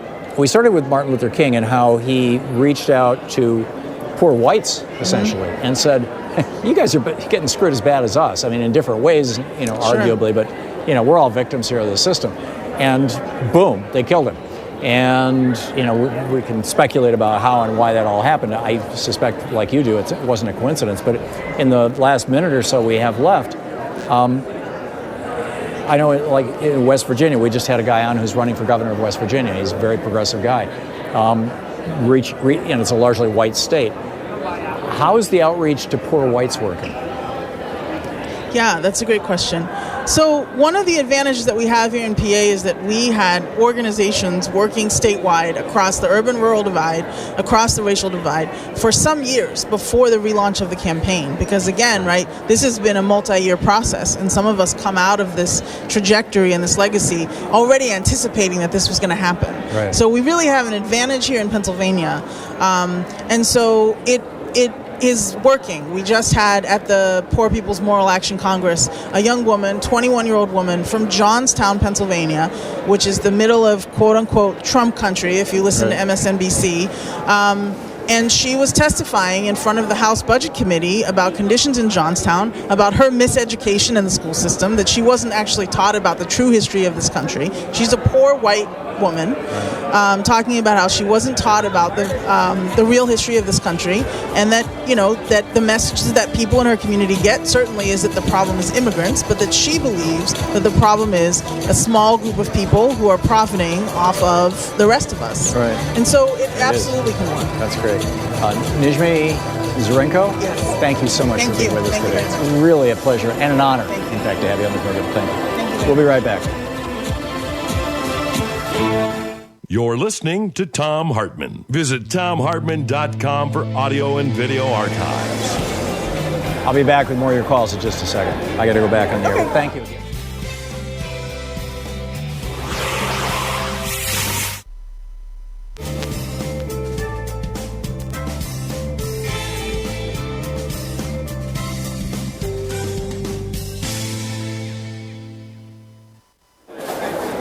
And welcome back, Steve in Washington. Hey, Steve, what's on your mind today?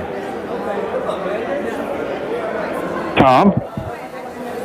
Yes, Steve, you're on the air. Yes, Tom, I've got two comments.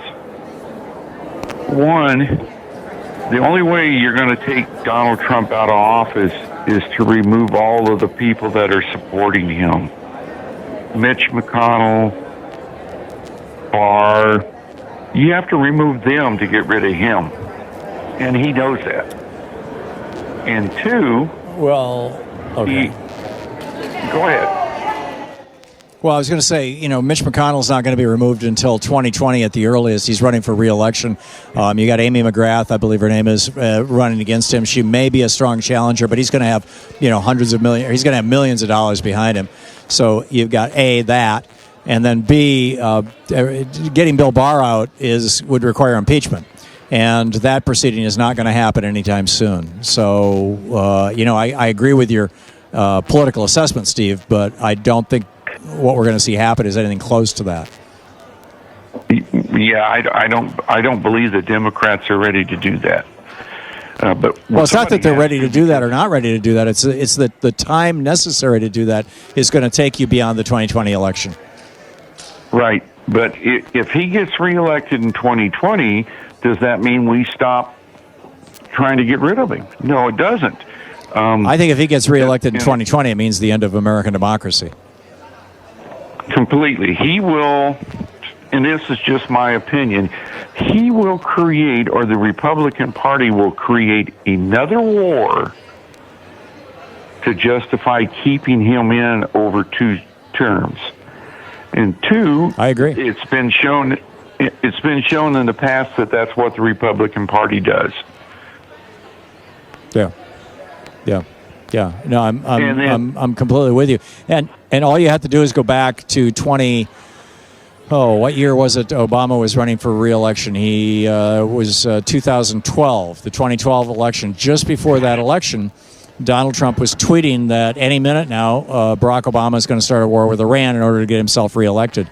He thinks this is how you run for re-election, is by becoming a war president, which, by the way, is not unique to him. It's exactly what George W. Bush did, with his war in Iraq. That was a 2004 re-election strategy. Back to you, Steve. Yes. Okay, and my second comment, Tom, is the aluminum steel plant in Kentucky. Yeah. That's just like the Keystone Pipeline. How many people do they think they're going to employ? Where is the money going? If you've got a Russian oligarch owning the company, do you think the money's going to stay in the United States? No, it's a money laundering scheme. And that's all it's going to be. Well, it may be a money laundering scheme. I think it's, this is true of any foreign business that does business in the United States. The profits go outside the United States. It's one of the reasons why other countries, strictly regulate that kind of behavior, whereas 1/7 of all assets in the United States are now foreign owned. And that number was like 1 or 2% when Reagan came into office. Steve, I'm out of time, but thanks a lot for the call. Lines are open if you'd like to give us a shout. 202-808-9925. We'll be back with more of your calls on Anything Goes Thursday and Friday here live from Philadelphia. Stick around. We'll be right back.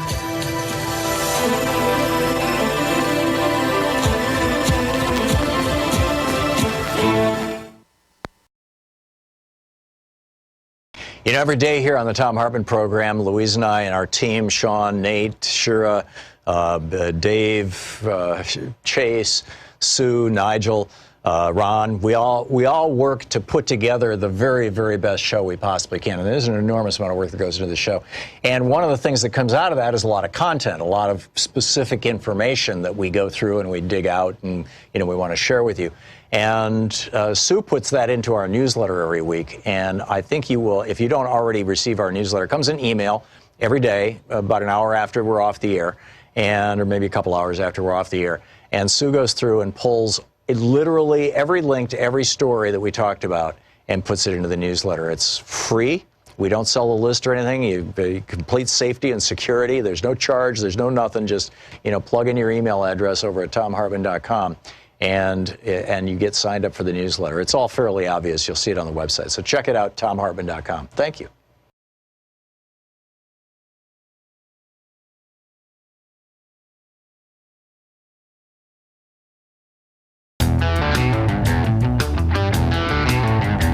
Welcome back. Thom Hartmann here with you. And Ron in Syracuse, New York. Hey, Ron, what's on your mind today? Oh, good afternoon, Mr. Hartmann. I'm calling, and it's a kind of an appropriate thing because I was just listening to that young lady speaking about the poverty movement, their anti-poverty movement. Yes. Yesterday, someone called you and referred to credit scores that are used in determining auto insurance rates, which was correct.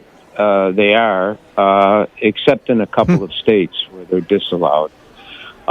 And what this has done, now I was in the insurance business servicing a lot of auto insurance customers. What this has done is it's given the insurance companies, who I don't believe have actuarial proof that low credit scores mean, your chance of getting in an accident greater. What it has done is that most of these poor credit scores, not all, but most come from poorer people. And so what has happened is, if you notice, a zillion insurance companies are advertising every day at how they can save you 15, 20%, and that. You can't turn on the TV without seeing an auto insurance ad. This didn't used to be Right. the case. The reason, I believe, is that poor people are subsidizing you and me, unfortunately, because they're charging them more. I'm sorry, please. No, you're absolutely right. Poor people pay a higher proportion of their income in taxes than middle-class people like you and me. Presumably you are, Ron. And certainly you and I, along with poor people, pay a higher proportion of our income in taxes than do rich people. Yeah, it funnels up. That's all true. And but I wanted to make that point to you. But may I make another point? If I could, I didn't. Very quickly. I've got a few other callers here who want to get in. Okay, I know you've been waiting for a while. I'm sorry. This debate about government or no government that you discussed earlier, I think that's a legitimate debate. I don't agree there should be no government programs, but I think that's at least it requires some critical thinking, unlike what most of these politicians talk about, which is BS. Rhetoric and emotional subjects. I think that'd be a good discussion. Like, for example, why does the military get the right to advertise and other government agencies do not? Things like this, which would maybe enlighten some of these idiot voters that don't seem to care about anything except I believe that the rapist military advertising was authorized by Congress as a recruiting tool. But I may be wrong. But I do remember a big controversy around that, like in the 70s or 80s. The military was very out of favor after the Vietnam War through the 70s. And they kind of came back with this recruiting. Maybe it was even in the 90s, but sometime back. But I'd have to go back and look at history on that. Ron, thanks a lot for the call. Great topics all. Obi in La Crosse, Wisconsin. Hey, Obi, what's on your mind today? Hi, Tom. This is Abby in La Crosse. I've been bothered by this. The world cyber war of 2020. The Americans are not going to just sit back and do nothing when the Russians start meddling in our elections. They're not the only countries in the world with cyber forces. Do you think if you're the Germans or the French or the Brits, you're just going to sit back and watch? I mean, it's in their best interest that Trump is not. I think president. the Germans, the French, and the Brits will, because these are democratic republics that have fairly high levels of government transparency. I think that's the reason why Donald Trump has turned his back on those folks, and he is embracing dictators and despots and less, more authoritarian regimes and less democratic regimes. Places like Saudi Arabia, places like North Korea. North Korea has a very sophisticated internet capability. And, I mean, look at what they did to Sony, for example. I mean, they just took them down because Sony made a movie making fun of Kim Jong-un. So, I'm very concerned about it. Go ahead. I don't see countries like that interfering in meddling on our side. More like they're going to interfere with the interference that the Germans attacked the Russians. One can hope. I mean, we should be interfering with the interference, and there's legislation to fund that. But Mitch McConnell is holding it up in the Senate. Won't allow a conversation about it. Abby, thanks for the call. It's great to hear from you. Brad in Hanover, Pennsylvania. I think we got about a minute. Brad, what's up? I was just curious, Tom, if you know of anyone running on the Democratic side that has advocated for or against whistleblowers, stated their policies on such. That is an issue, and thank you for bringing it up, Brad. That's an issue that has so fallen through the cracks, since the whole, there's been a bunch of high-profile whistleblowers during the tail end of the Trump administration, and it became essentially a political issue, for lack of a better phrase. And I really think that we need to actually have legislation that protects whistleblowers. We really do. Brad, thanks a lot for the call. I don't know of any Democrats who are specifically running on that as a platform, though. I wish more would. Thanks so much for being with us today. We'll be back tomorrow, same time, same place, broadcasting live here from Netroots Nation in Philadelphia. And in the meantime, don't forget, democracy is not a spectator sport. It doesn't just happen. It requires you. So get out there, get active, tag, you're it. We'll see you tomorrow.